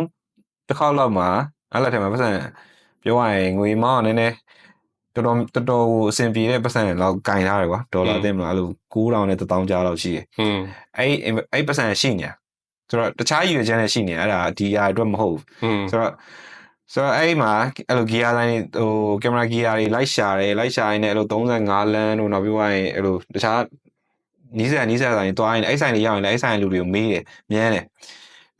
ကိုမသိရသူတို့မေးသူတို့လည်းပြောသူတို့ကလည်းညှို့တယ်ပြီးသွားရင်ဘယ်တက်ပုံဆရာကတော့ခင်ဗျာလိုက်လို့ရတယ်ကျွန်တော်မိတ်ဆက်ပေးမယ်ရအဲ့လိုမျိုးလေးပေးလိုက်တာကွာအဲ့လိုမျိုးပေးလိုက်ရင်ငါတကယ်လုပ်တာတကယ်လုပ်ပြီးတော့ကျွန်တော်ခင်ဗျားရှူတင်လိုက်ခဲ့မယ်ဗျာဘယ်နည်းရှိတယ်အဲ့လိုတဲပြီးမေးပလိုက်တော့သူကအော်ဒီတပည့်လာတာပဲဘာလို့သူတို့ကတော့ welcome လေဒါလေးကြိုက်တယ်လေအဲ့ဖြစ်ချင်တော့ငါမှတယောက်တည်းဖြစ်နေရအဲ့ချိန်တော့တယောက်တည်းဖြစ်နေတဲ့အချိန်မှာကန်ကောင်းချင်တော့ငါညီကဒီကောင်လည်းအဲ့လိုရန်ကုန်မှာသူကတော့အဲ့ချိန်တော့အသက်ဟိုပါပဲရှိဦးမယ်19ပေါ့19-20ပေါ့ဒီဟိုကိုဗစ်ကာလာကြီးကိုဗစ်ရဲ့အစဖြစ်တဲ့ကာလာကြီးအဲ့ကာလာကြီးမှာဒီကောင်ကုမ္ပဏီကသူ့လူရှော့ရဲမှာဒီကောင်ကြီးပါသွားတယ်အဲ့လိုတန်အနုလုံးကောင်တွေရှော့သူပါသွားတော့ဒီကောင်အိမ်မှာထိုင်နေတဲ့အချိန်ငါလည်းအဲ့ဒါကိုတင်မှာစဖို့အတွက်ကိုရည်ရွယ်ချက်နဲ့ကိုပါသူ့လည်းအဲ့လိုမျိုးပျော်ပြီးစီးအောင်တာတော့မဟုတ်အလုံးနားနေရပါတော့အဲ့ဒါငါလည်းနည်းနည်းလိုက်ခဲ့လိုက်ပေါ့ဒီကောင်လည်းအဲ့လိုပဲဟိုသူပေါင်းသိန်းနဲ့သူ့စာကင်းနဲ့သူရှိနေပါပြီlogistic ကွာဒီတော့ logistic မှာလောက်တာဆိုတော့သူကဆိုအစင်တော့ပြေးနေသူ့ border နဲ့ဘာနဲ့ဖြစ်နေပြီတစ်နှစ်လောက်လောက်ထားဆိုတော့ဒါပေမဲ့ငါနဲ့ပဲလိုက်ရဒီကောင်လည်းအဲ့လိုသူ့မှာအစောကနေဟိုကတော့ရှိတယ်အဲ့လို creative sense ရှိတယ်ဘာလို့ဆိုတော့ငါတင်မောတက်နေတဲ့အချိန်မှာတော့ဒီကောင်ငါဟိုလောက်ခိုင်းထားတာအဲ့လိုဟို AES တွေပါတော့ join ခိုင်းထားတာ AES တွေပါတော့တက်ခိုင်းထားတာအစကသူလှုပ်ချင်တယ်ဆိုတဲ့စိတ်နဲ့လှုပ်နေရပဲဒါပေမဲ့လမ်းကြောင်းအသိမှာလို့ပါပဲဖိုးလိုဒီလိုနဲ့ငါတို့ငယ်တော့လည်းဖြစ်ဘူးပါတယ်ငါတင်တန်းတွေပါလိုက်တက်တာဆိုတော့အဲ့မှာသူ့မှာအခြေခံရှိတော့ဒီကောင်ကငါတက်ပို့ပြီးတော့အဲ့လိုကင်မရာနဲ့ပတ်သက်ရင်သူကတင်တာပုံမြင်တယ်creative mindset ကတော့ဟိုတယောက် style တော့မတူဘူးဒါပေမဲ့သူအဲ့လို camera gear နဲ့ camera ရဲ့ဥစ္စာတွေကိုသူငါတို့ပို့ပြီးတင်တာလွယ်တယ်ကွာအဲ့နှစ်ကောင်တူသွားတယ်ပေါ့နော်နှစ်ကောင်တူသွားပြီးတော့ကားမောင်းတွေလိုက်ပို့တယ်တခါလေကိုကတော့ဘီယာ စိုက်ပြီးတိုက်လိုက်တယ်ပညာလိုချင်တော့ဒီလိုပဲလောက်ရတယ်ဒါပေမဲ့နောက်ပိုင်းလူငယ်တွေမှာအဲ့လိုမျိုးတွေတိတ်ပြီးတော့ငါတိတ်မတွေ့တော့ဘူးနော်ငါတို့ဒီခေတ်ကလူတွေအဲ့လိုတပည့်ခံရတာတွေဘာညာတွေလည်းတိတ်ပြီးတော့ view site မှာတိတ်မပေါ်ဘူးငါတော်တော်များများငါမေးကြည့်တယ်ငါတို့တက်ရပတ်ချလေးတွေကဘဲလေးတွေဆိုလို့ကျအကုန်လုံးဟာအခုကျွန်တော်တင်ရလို့ပါတင်တန်းဖွင့်လာကျွန်တော်တင်ပေးပါလားကျွန်တော်ဘယ်လာနေရမလဲနေရနေဆိုလို့ဖုန်းတွေလမ်းဆက်ပြီးငါစီဆက်တယ်ငါဖုန်းဆိုင်ဖွင့်လို့ဆိုလို့ရှိရင်အခုဖုန်းပြင်တာတင်ရလို့အခုလုံးနေရတယ်တွေ့တယ်ပေါ့ကျွန်တော်ရန်ကုန်မှာလာနေမယ်နေစိစားစိဘယ်လောက်ကြာမလဲဘာညာဒါမျိုးတွေအကုန်လုံးမေးကြတယ်နောက်ပိုင်းကလေးတွေမှာအဲ့လိုဖွင့်တဲ့တင်တန်းကိုလိုက်ရှာရမယ် search ထဲမှာရိုက်ရှာရင်မင်းတို့ကပြောလို့ဓာတ်ပုံဆရာကိုရိုက်ရှာတာမဟုတ်တော့တင်တန်းဆိုတဲ့စာလုံးရိုက်ပြီးရှာဟိုကကျတော့ professional တွေကိုလိုက်ပြီးတော့မင်းဆိုအများကြီးချင်းကတ်တယ်ပေါ့နော်ဘာပြောအများကြီးတက်တိရှိရတယ်လို့ပြောလို့ရတယ်ဆိုအဲ့ခါတော့ကလည်းအဲ့လိုမျိုးဟိုလူတွေကလည်းပို့ပြီးတော့ဟိုလူငယ်တွေပေါ်မှာစေတနာပူရှိတယ်လို့ထင်တယ်ငါတို့ရဲ့ senior ပေါ့နော်အခုဆိုသူတို့ဆို40လောက်ရှိသွားမယ်လူတွေပေါ့သူတို့တွေတော်တော်များအဲ့လိုလူငယ်တွေကခုနကပြောလို့မီးထိုးတာဘာညာလိုက်ခဲ့မယ်အထုပ်တဲ့ကားနဲ့လိုက်ပြီးမောင်းမယ်ဘာညာဆိုလည်းအကုန်လိုက်ခံတယ် fan fat အနေနဲ့ပြောပြရမယ်ဆိုလို့ရှိရင်အဲ့လိုမျိုးပဲဓာတ်ပုံအဲ့လိုစုပြီးတော့ဗောနော်ရိုက်တဲ့ shooting တွေပါမှာသွားပြီးလုပ်တဲ့နေရာမှာငါလည်းတောင်းတနေရာသွားခဲ့ဘူးလေငါဘာလုပ်ရလဲဆိုလို့ရှိရင်ငါကြောင်းတက်တုံးอ่ะငါကြောင်းတက်တုံးอ่ะဒါသူနားထောင်တဲ့တွေ့ရတာအခုမှပထမဆုံးချိန်ကြားဦးမှာပေါ့မမရေကဓာတ်ပုံမိုးပိုင်ဆိုးဆိုအကိုသူကအဲ့လို short course ပေးတာလားမသိ portrait photography ငါ model တော့ထိုင်မှုလေရောက်တယ် model လုပ်လို့ရတယ်အဲ့တော့ငါ model ထိုင်လိုက်ရှက်လိုက်တာလည်းပြောမနေနဲ့ပေါ့နော်သူတို့ကငါ့ကိုကြိုလည်းမပြောတော့ငါလည်းတစ်ခါမှအတွေ့အကြုံမရှိဘူးကွာငါဒီတိုင်းပဲတော့အဲ့ကိုကဒီနေ့သူတို့ဓာတ်ပုံ class ရှိတယ်ရောက်မင်းပုံစံဆိုဖြစ်နိုင်တယ်မင်းအသားတွေပါလေဖြူတယ်ဘာညာလိုက်ခဲ့ဆိုပြီးတော့ကန်တော်ကြီးရဲ့တော့ငါ့ကိုကြိုမပြောထားတာငါမသိဘူးပေါ့အဲ့တော့ဂျမောက်မီလေးနဲ့ရှူးဖြူလေးနဲ့ဘောအင်ကြီးလေးနဲ့အင်ကြီးအဖြူအောင်လေးနဲ့ပေါ့နော်နောက်တော့လိုရမယ်ရဆိုရင်ကအင်ကြီးတစ်ထဲလောက်ပဲအပူယူတာ photographer ဒါပေမဲ့အကုန်လုံးအုပ်စုလိုက်ကြီးတော့တယ်ငါကြောက်တုံးမှာတင်လာပြီးတော့ရုပ်ထုလို့အကုန်ဝိုင်းကျုံတာ setting တွေချိန်နဲ့နောက်တစ်ခေါက်ရိုက်လိုက် setting တွေချိန်နဲ့နောက်တစ်ခေါက်ရိုက်လိုက်ဝိုင်းပြီးတော့ကျုံတာအဲ့တော့ငါဒါ photographer ကြားတဲ့ငါရောက်သွားတယ်ငါပုံမှန်ငါထူးဆန်းတာငါပြီးတဲ့မှာအကုန်လုံးအမြဲတမ်း camera ကြိုက်တဲ့လူတွေတော်တော်များများတွေ့တယ်ငါဘယ်ကြောင်းပဲတက်ပေါ့နော်အဲကြောင်းတက်တဲ့နေရာတွေတိုင်းမှာဓာတ်ပုံ U camera U တယောက်တော့အမြဲတမ်းလို့ပါတယ်အမြဲတမ်းလို့ပါတယ်လို့ကောင်းနေတချို့တွေဆိုလို့ရှိရင်ငါ့ကိုဘယ်လောက်တော့လုပ်လဲခီးသွားလို့ရှိရင်မင်းကနည်းနည်းအမြင်ရှိတယ်ကွာရော့ camera မင်းယူထားမင်းရိုက်ပေးလိုက်ရိုက်လိုက်ဆိုပြီးလုပ်တယ်ပေါ့နော်နောက်ဆုံးငါမမရငါ MBA တက်တော့ကိုတယောက်နဲ့ငါခီးသွားတော့သူတို့ tripod တွေပါလုပ်ပြီးခုနကပြောတဲ့ golden hour အဲ့ time စီတည်ရတာလည်းငါဒီကိုရီကြောင့်တည်ရတာပေါ့တော်လုံးကနိုင်ဒီပိုင်းနဲ့တေချာကြည့် location online တွေဆိုလို့ရှိရင်ဒီ လောင်တီကြီးလက်တီကျုံမှာ golden hour ဘယ်ချိန်ရှမယ်ဘာညာပေါ့ကွာအဲ့ဒါတွေပါသူကြည့်ပြီးသွားလို့ရှိရင်အဲ့ location ကိုသွားတယ်သူကတော့ဟာလုံးဝ anti filter တွေပါအကုန်လုံးတက်ပြီးရိုက်တယ်ငါမှ anti filter လည်းမရှိဘူး camera လည်းမရှိဘူးငါမှဖုန်းပဲရှိတယ်ဒါပေမဲ့ငါအဲ့ look ကိုလိုချင်တယ်ငါစဉ်းစားတယ်anti fader တော့ဘာလဲသူတို့အိတ်ထဲမှာချလာငါယူပြီးကြည့်တယ်ဟောဒီကောင်ကခက်ပြငါမျက်မှန်နဲ့တူတယ်နေကမျက်မှန်နဲ့တူတယ်ဖတ်တီပဲငါနေကမျက်မှန်ယူချွတ်ပြီးငါဖုန်းနဲ့တဲပြီးငါရိုက်လိုက်ဘတ်ဆိုငါ Facebook ကို post တင်ပြီးသွားတယ်သူတို့ကဟိုမှာ tripod နဲ့ raw file ရှုံနေတော့ဘောရတော့လှမ်းပြီးဟျောင်းတယ်ငါရိုက်ထားတဲ့ပုံပဲတော့ယူလိုက်တာအမဟုတ်ကျွန်တော်နေကမျက်မှန်နဲ့တက်ပြီးရိုက်လိုက်တယ်သူတို့အဲ့မှာအရန်သဘောကျတော့နောက်ပိုင်းဒီလို chai video တွေပါခီးသွားတဲ့အခါမှာသူ့ရဲ့ဒီ Fuji film camera ကိုငါ့ကိုပထမဆုံးစပေးပြီးတော့ကိုင်းလာပြီပါလောက်လာအဲ့တော့မဟုတ်ရိုက်ဒီရိုက်ပေါ့ကွာ level မှာ camera ချိတ်ပြီးသွားတော့အဲ့တုန်းလေးကစပြီးတော့ကြိုက်ခဲ့တာအဲ့တုန်းလေးကလည်းစပြီးကြိုက်ခဲ့တာအဲ့တော့ငါတို့ပကံအဲ့ခုနပြောတဲ့ trip မှာတော့မင်း camera လားမသိဘူးအဲ့တော့ငါတို့ဖုန်းနဲ့ပဲလာရိုက်ကြအဲ့တော့ဖုန်းနဲ့ပဲအဲ့တော့ငါလုံးဝတီးတဲ့ငါ iPhone photography တော့အဲ့တော့ငါ iPhone photography ကိုယူတဲ့အချိန်လို့ပြောလို့ရတယ်ငါရိုက်ပြီးသွားရင် edit တွေကအများကြီးလုပ်တယ်ပုံတွေတော်တော်များများငါစီမှာရှိတာပုံများတယ်ငါတောက်လျှောက်အဲ့လို edit တွေပါလုပ်ခဲ့တာ data လည်းတော်တော်သိမ်းတယ်ရငါသိမ်းတဲ့ထဲမှာတော်တော်ပါနောက်ဆုံး I had to see မီးလောင်သွားမှာပဲငါအဲ့ data မရှိတာso that is ကလည်းအဲ့လိုဒီကေစင်ကနေစပြီးတော့ငါကြိုး join ထားတာများတော့လောင်သွားတာပေါ့လောင်သွားတဲ့ data တွေပါသွားအဲ့ဒါတော့တော်တော်နှမျိုးကိုကောင်းတယ်အဲ့ factory သိမ်းပါဒါတမိုးရှိတယ်ဆိုတော့ဒီဘက် line ကိုပြောင်းတဲ့အခါမှာတော့မင်းပထမဆုံး client ရှာတာတွေရောပညာသင်ရတာတွေရောဒီဘက် connection ရတာရောမှာအခက်အခဲတွေအများကြီးကိုဒါတွေ့ခဲ့တာပေါ့အဲ့ပထမဆုံးပတ်စံစရတဲ့ project ကဘယ် project လဲအဲ့လိုမမှီသေးလားဘယ်မှာစရခဲ့တာပတ်စံကအဲ့လိုပဲခုနကသူအဲ့လိုမျိုးဓာတ်ပုံဆရာတွေရဲ့အဲ့လိုရွာပွဲတွေတဲ့မှာရန်ကုန်အပြင်ကငါတို့ဒီရန်ကုန်ကနေပြီးဟိုဒလားဘက်ကူသွားပြီးဟိုဘက်ကလေကွင်းကြီးတဲ့အိမ်မှာသွားပြီးမင်္ဂလာဆောင်တဲ့ဥစ္စာတွေပါရိုက်သွားပြီးငါတို့တဲ့သူကပထမတော့ဟိုနော်ပုံမှန်လုံးဝ gear တွေပိုင်းမပါဘဲနဲ့သွားတင်တယ်ဆိုလို့ရှိရင်တော့အဲ့လိုပို့ပြီးခက်ခဲမှာပေါ့အဲ့လိုလူတယောက်တော့じゃပူခက်ခဲမှာငါတို့ကျတော့ငါ full gear setup လေးတဲ့ all setup ငါမှရှိရင် သူတော်မှမီးတလုံးဝယ်ဖို့ခက်ခဲနေတဲ့ကာလမှာငါအသိမှမီးရရှိအားလုံးအပြည့်စုံမှာငါဘောစီအဲ့လိုဆိုငါသူတဲ့ setup ပို့စုံတယ်အဲ့ဆိုတော့လွယ်တယ်ပေါ့နော်တင်ရလွယ်တဲ့ပြင်ကိုပြောရရင်ငါတို့အဲ့လိုမျိုးမရမကောက်ဝင်ပြီးရိုက်တဲ့ဟို သူ့အတွက်ဝင်ပြီးတော့ရိုက်ပေးတဲ့ပုံတွေဆိုမတော် main camera သူ main camera ပေါ့နော်ပွဲမှာအဲ့လို main camera နဲ့သူတောက်လျှောက်ရိုက်ရဆိုငါတို့အဲ့လို snap တွေပေးရနေတခြား angle တွေလိုက်ရှာပေးတဲ့ပုံတွေပြီးသွားလို့ရှိရင်ပေါင်းပြီးပေးတယ်ပေါ့နော် project တစ်ခုလုပ်ပေးတယ်နောက်တစ်ခုလောက်ကြာရင်ပတ်စံပေးပြီပေးပေါ့သူတို့အဲ့မှာရလဲသဘောကျတယ်သူတို့အဲ့မှာ6သိန်း9သိန်းရရဆိုရင်ငါတို့အတွက်တင်မှာ2သိန်းလောက်သူဖယ်ထားတာဖြစ်ဖြစ်ရော9000လမ်းစိတ်ရောခင်ဗျာ3သိန်းလောက်ယူလိုက်တော့ပါညာဒါမျိုးတွေဖဲ့ပြီးပေးလာပေါ့နော်အဲ့လိုပေးလာတော့ပထမတော့ငါရဝဲ rate နဲ့ဒါဘာမှမဆိုင်ဘူးဒါပေမဲ့စောင့်ကျင်နေတယ်ပါသေးလားငါလည်းမရိုက်ပြီးရလာကိုပြောတော့ကိုလုပ်ပြီးရအနုပညာကြီးအနုပညာကြီးဆိုတဲ့ဥစ္စာကိုစောင့် feed တက်တာပြီးတော့ခုနလိုနောက်ထပ်ပတ်စံဆိုလို့ရှိရင်ငါအိမ်မှာ edit လုပ်တယ်နော်edit လည်းလုပ်တဲ့လူဆိုတော့ video edit ကလည်းအဲ့ချိန်မှာမြေစမ်းခရမ်းပြိုးလာတဲ့နောက်ထပ်တစ်ဆင့်ကိုရောက်နေပြီ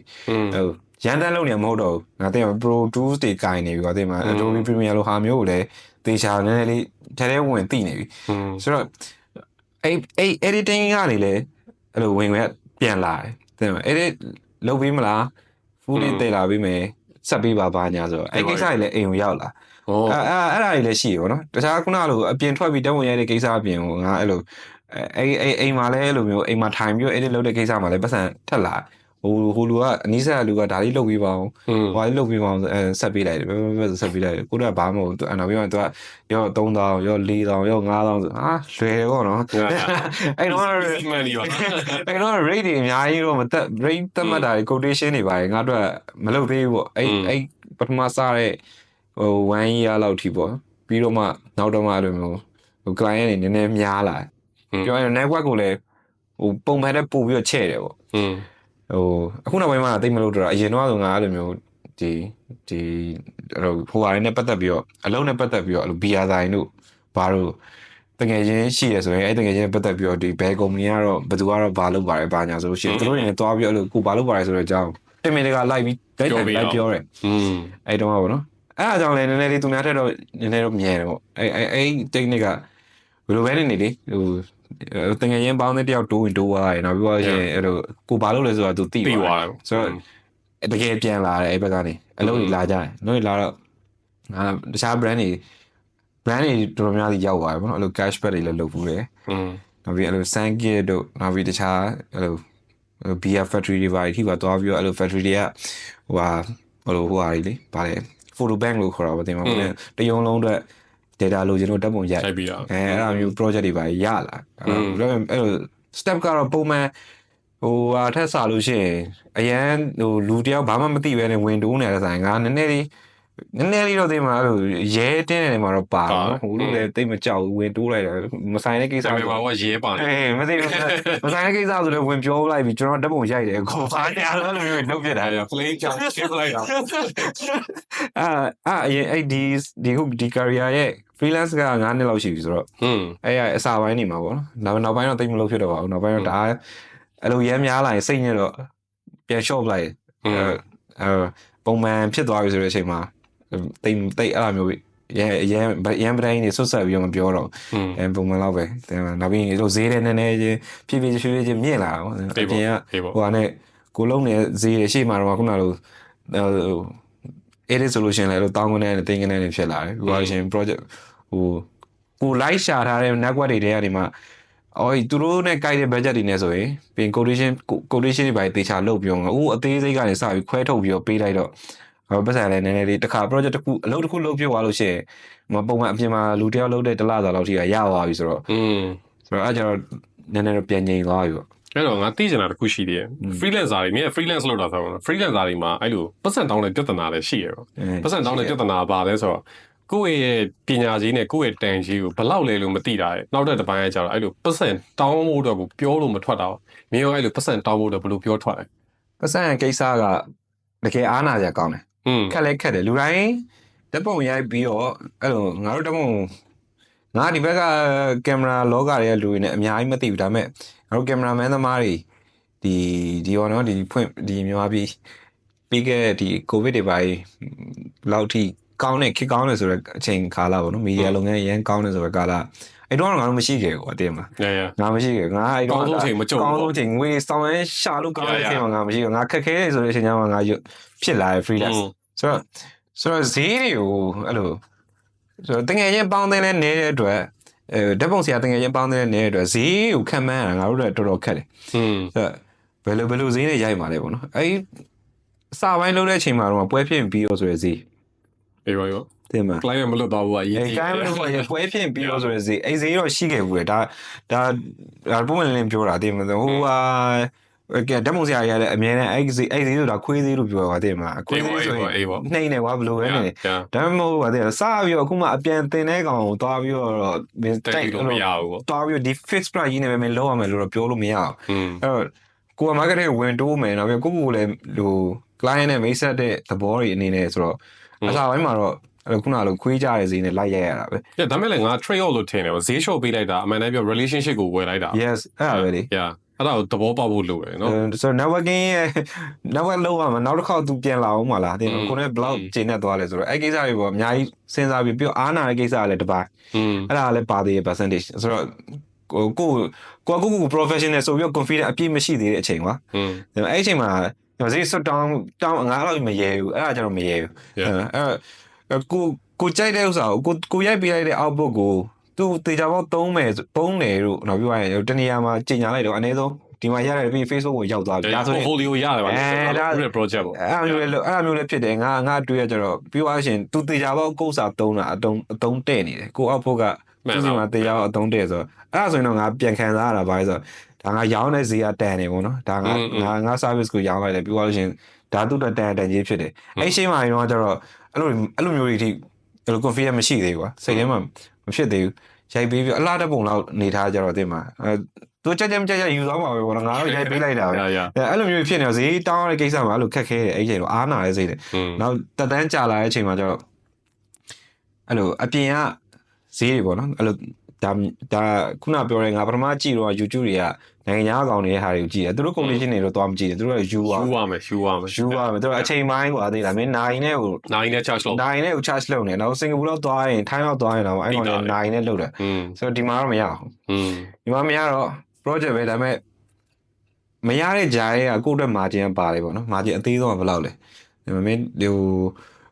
ကိုပြန်မေးလိုက်တယ်မင်းဒီဥစ္စာသွားတာဒီလမ်းစိတ်တောင်မကြည့်ဘူးဆိုတော့အဆင်မပြေဘူးလေဒီမှာအဲ့တော့စပြီးတော့လမ်းစိတ်ကနေစပြီးတော့အသေးဆုံးတွက်ရတော့ဗောတဲ့မင်းကားငါးသွားရင်တော့ဘတ်စကားမစီးပြီးသွားမယ်ကွာတဲ့ဘတ်စကားကဘယ်လောက်လဲဘတ်စကားကဘယ်လောက်လဲပြီးသွားရင်အဲ့မှာသူတို့စီမှာဟိုဖြစ်မဲ့နေစိတ်တွေရှိမယ်လမ်းမှာစားစိတ်ရှိမယ်အဲ့တနေ့သာတော့ကိုယ်ခေါ်တာကျွန်တော်မနေ့တစ်ပိုင်းဘယ်နာရီကနေအဲ့ဒါလည်းဖြည်းဖြည်းချင်းတက်လာတာပဲပထမအဲ့ဒီလိုတဲ့ကိစ္စတွေမှာမတက်သေးဘူးကွာနောက်ပိုင်းကျတော့အချိန်တွေပါပြောလာတယ်ဘယ်ချိန်ပဲရမယ်ကျွန်တော်အဲ့အချိန်ထဲမှာတော့ကျွန်တော်ရတော့လုပ်ပေးပါမယ် output ဆိုရင်ဒါဘယ်လိုfile edit ကတစ်မျိုး raw လို့ခြင်းကတစ်မျိုးဒါမျိုးတွေအဲ့လို condition တွေခွဲတက်လာပါတော့ကို transportation ကနေစပြီးကုန်ကြစည်တွေတွေ့အဲ့ဒါယူမှကိုယ့်ဟိုပညာကြီးဆိုပြီးထပ်ပေါင်းတာပေါ့ဒါကျွန်တော်ကင်မရာကင်ပေးရကြီးပြင်ကင်မရာတစ်လုံးအပြင်မှာငားရင်ဘယ်လောက်ရှိတယ်ငားရင်ကနေပြန်တွက်ငားရင်ပြန်တွက်ကင်မရာငားရင်ဘယ်လောက်ရှိရဘာငားရင်ပစ္စည်းသုံးသမျှဟာအကုန်လုံးရဲ့ quotation ပြန်တွက်ပြီးတော့မှအဲ့လိုလူကြီးပြန်တွက်လူကြီးတွက်ပြီးတော့အဲ့လူကြီးကိုပေါင်းထည့်လိုက်အဲ့လိုမျိုးလောက်တက်သွားတဲ့အချိန်မှာကျတော့အားမနာတော့ဒါ project ဟောလို့အားမနာတော့အဲ့မှာအားမနာတော့အဲ့မှာကျတော့ဆိုတော့သူကဘေးမှာခေါ်ထားတယ်ငါဈေးကတက်ပြီတက်နေပြီ။ပထနာကြီးခေါ်ထားမလဲ။ပထနာရတဲ့အဲ့လိုမျိုးထွက်လာပြီ။အဲ့ state ကိုရောက်သွားတော့မှတော်တော်လေးဟိုဈေးတင်ရတာလေအဆင်ပြေသွားတယ်။ဒါလည်းကိုတန်မိုးကိုမြင်သွားတယ်လို့ပြောလို့ရမှာတင်တယ်။ကိုလည်းတကယ်ဒီ output တစ်ခုရအောင်လို့ကိုလှုပ်ဆောင်နိုင်သွားပြီ။ငါဒီလိုမျိုး deliver လုပ်နိုင်သွားပြီလို့ကိုတိသွားရင်ကြာလူတွေကတောင်းရတာတိတ်ပြီးတော့မခတ်တော့ဘူးပေါ့။အဲ့တော့အကြီးဆုံး brand ဆိုလို့ရှိရင်ဘယ် brand တွေလုပ်ခဲ့ဘူးလား။ brand တွေငါတို့ဟိုစားကျတော့ငါတို့စီကိုလာတာတော်များ agency တွေရယ်နောက်ပြီးသွားရင်လို့ခုနလိုနှစ်ကဆိုလို့ရှိရင်ပြောလို့ရပါတယ်ရမှာဟိုကရှိရယ်ဟိုယူမတို့ဘာလို့ရှိရယ်ယူမနှစ်ကဒီလိုချိန်ပဲဒီနှစ်တော့တင်မှာသူတို့လည်း budget မရှိဘူးလားမသိမပြောတယ်ဘူးနှစ်ကလို့ယူမသူတို့ပွဲကြီးလုပ်တယ်ပွဲကြီးတချင်းဆိုပြိုင်ပွဲကြီးမှာတင်မှာတို့ကအဲ့လိုဓာတ်ပုံရိုက်ပေးရပြီး music video တစ်ခုထုတ်ပေးရသူတို့အဲ့လိုအဲ့ပွဲအတွက်ဆိုင်တဲ့theme song ပေါ့နော်အဲ့အဆိုပြိုင်ပွဲတစ်ခုလုံးအတွက် theme song အဲ့ sponsor the Jan things ပေါ့ the Jan theme နဲ့ပြိုင်တဲ့အဲ့လိုတချင်းဆိုပြိုင်ပွဲပေါ့ဆိုတော့အဲ့ဒီထဲမှာဆိုငါတို့ဝင် run ပေးရတဲ့ percentage ကနေလည်းများတယ်ကွာငါတို့ producer တယောက်ကချိန်တာပဲဒါပေမဲ့ငါတို့ရဘူးတွေထဲမှာဆိုလို့ရှိရင်အဲ့လို အဲ့လိုမျိုး project ဆိုတာတော်တော်ကြီးရပေါ့နော်ဆိုတော့တို့ကတော့ studio ရေးမှာပဲတခြားကြီးရဲ့ sector တွေတော့အများကြီးရှိပါတယ်ဒါပေမဲ့ငါတို့ကကို production level နဲ့ကြတော့ကိုလုပ်ပေးရတဲ့ဟာတွေမှာသူတို့သုံးတဲ့နေရာတွေမှာငါတို့လုပ်ပေးတဲ့ output တွေတော်တော်များသူတို့သုံးတယ်ပေါ့ဆိုတော့အဲ့တော့တော်တော်ကြီးရတာယူ PR company တွေပေါ့အဲ့လိုဖြစ်အောင်အဲ့တော့ဒီ career freelance အနေနဲ့စတော့အဲ့လိုမှားခဲ့တဲ့အမှားကောင်းတွေရှိတာဘာလို့လဲဆိုတော့အမှားတွေကမှငါတို့တင်ပေးသွားတာပါဒီအဲ့ price တက်တာမှားတာတော့ maybe ကိုရတယ်စိတ်ကြည်နှံ့အောင်ပြင်ပေးမယ်လို့ပြောလိုက်တာပြင်တဲ့ဥစ္စာအခါတရလောက်ပြင်ခိုင်းတာလို့ပါလို့ပေါ့ဆိုတော့အဲ့လိုမျိုးတွေ့ကြုံနေရရှိခဲ့တာပြောလို့ကုန်မှာမဟုတ်အများကြီးပဲလုံးဝအဲ့ဟာတွေကလည်းလုံရင်းနဲ့ပဲတင်လာတဲ့ကိစ္စတွေပေါ့နော်ဒီဟိုပါပေါ့ငါအဲ့ကိစ္စမှာကျတော့တခြား editor တွေကိုလည်းတွေ့တိုင်းမေးတယ်ပေါ့နော်သူတို့ဒီဟို creative အလုပ်ဆိုတာကွာ service ရောင်းတယ်ကွာအသိမှာပြီးသွားရင်ကိုခေါင်းတဲ့ imaginary ကိုသူတို့ရောင်းကို product ကproduct imagine မဲ့လေဆိုတော့မင်္ဂလာဆောင်ပဲတွားရိုက်ဟိုပါပဲရိုက်တင်မှာဒါကိုဘက်က creation လည်းအများကြီးပါတယ်ပြီးသွားရင်ဒါကြော်ညာတွေပါတယ်ဆိုလို့ရှိရင်တော့ fix လာပြီးသားပေါ့နော်တချို့ကြော်ညာတွေသူတို့ direction ရှိပြီးသားဆိုတော့ direction ရှိနေသေးသည့်တိုင်အောင်တင်မှာတကယ်on ground မှာကိုကပုံဖော်ရတာကွာကိုပုံဖော် story book ကဘယ်လိုပဲဖြစ်ကိုကပုံဖော်ရတာပုံဖော်ပြီးတော့ပုံဖော်ပြီးတဲ့အချိန်မှာဟိုပထမဆုံးငါ edit ထိယူတာကို post production ထိငါပါတယ်ဆိုတော့ post production သမားတွေတော့တော်တော်များသိပါတယ် first draft ဆိုတာရှိတယ်အဲ့ draft မှာဒါသူတို့ပြောထားတဲ့ move ပုံမှာပါလာတဲ့အတိုင်းငါအဲ့အနည်းစားဆုံးငါတို့ရိုက်တယ်ကြိုးစားပြီးလုပ်တယ်ဒါ shooting on set မှာအနည်းစားဆုံးရိုက်တယ်သူတို့လည်းဘေးမှာရှိတယ်သူတို့တွေ approve လုပ်မှငါတို့ကအဲ့စာဟို finish ဖြစ်တာကွာသူတို့ agency နဲ့လုပ်ရင်တော့ဒီတိုင်းပြီးသွားရင် post production ရောက်ပြီpost production မှာပထမဆုံး draft ကိုပြောထားတဲ့အတိုင်းငါဆက်တယ်ဒါပေမဲ့လည်းငါတို့ရဲ့ဟိုဟာရရှိသေးတာငါတို့တွေးပေးရတဲ့ဥစ္စာတွေလည်းအများကြီးပါတယ်ဘယ်လိုလေးမှပုံကောင်းနိုင်input တွေအများကြီးထည့်ရတယ်ထည့်ပြီးတော့ထွက်လာလို့ရှိရင်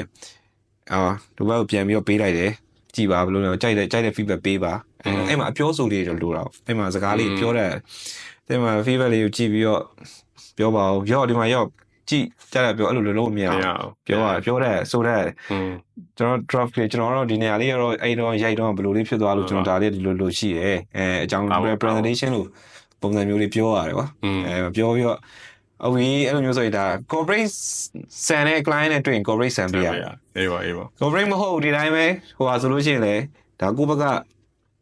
ဟိုဖြစ်အောင်လို့ဒါကိုအလုပ်လုပ်ရတာအဆင်ပြေပါတယ်ပေါ့နော်သူတို့နားလည်အောင်ရှင်းပြရတဲ့ကိစ္စတွေလုံးဝဘာမှဟို credit job နဲ့မနီးတဲ့ client တွေဆိုလို့ရှိရင်တော့ရှင်းပြပြီးတော့ပဲသူတို့တကယ်တစ်ခုစားလောက်ပြန်ပေးရမယ်အဲ့လိုရှိတယ် educate နဲ့လုပ်ရတယ်ဘာလို့ဆိုခုနလို revise ပြန်တဲ့ကိစ္စကိုကသူတို့ပုံသေးထင်တာဟုတ်တယ်ဟို revise ကိုငါတို့အားလုံးသူတို့ကျင်းနေပါပြီဆိုတော့မှ final export ထုတ်ပေးရတာကွာအဲ့ export final export ဆိုရဲဟို final မပေးမချင်းမှာငါတို့ကတောက်လျှောက်ကသိမှာမပြီးသေးဘူးဟိုအဲ့သူပြီးပြီထင်လို့မေး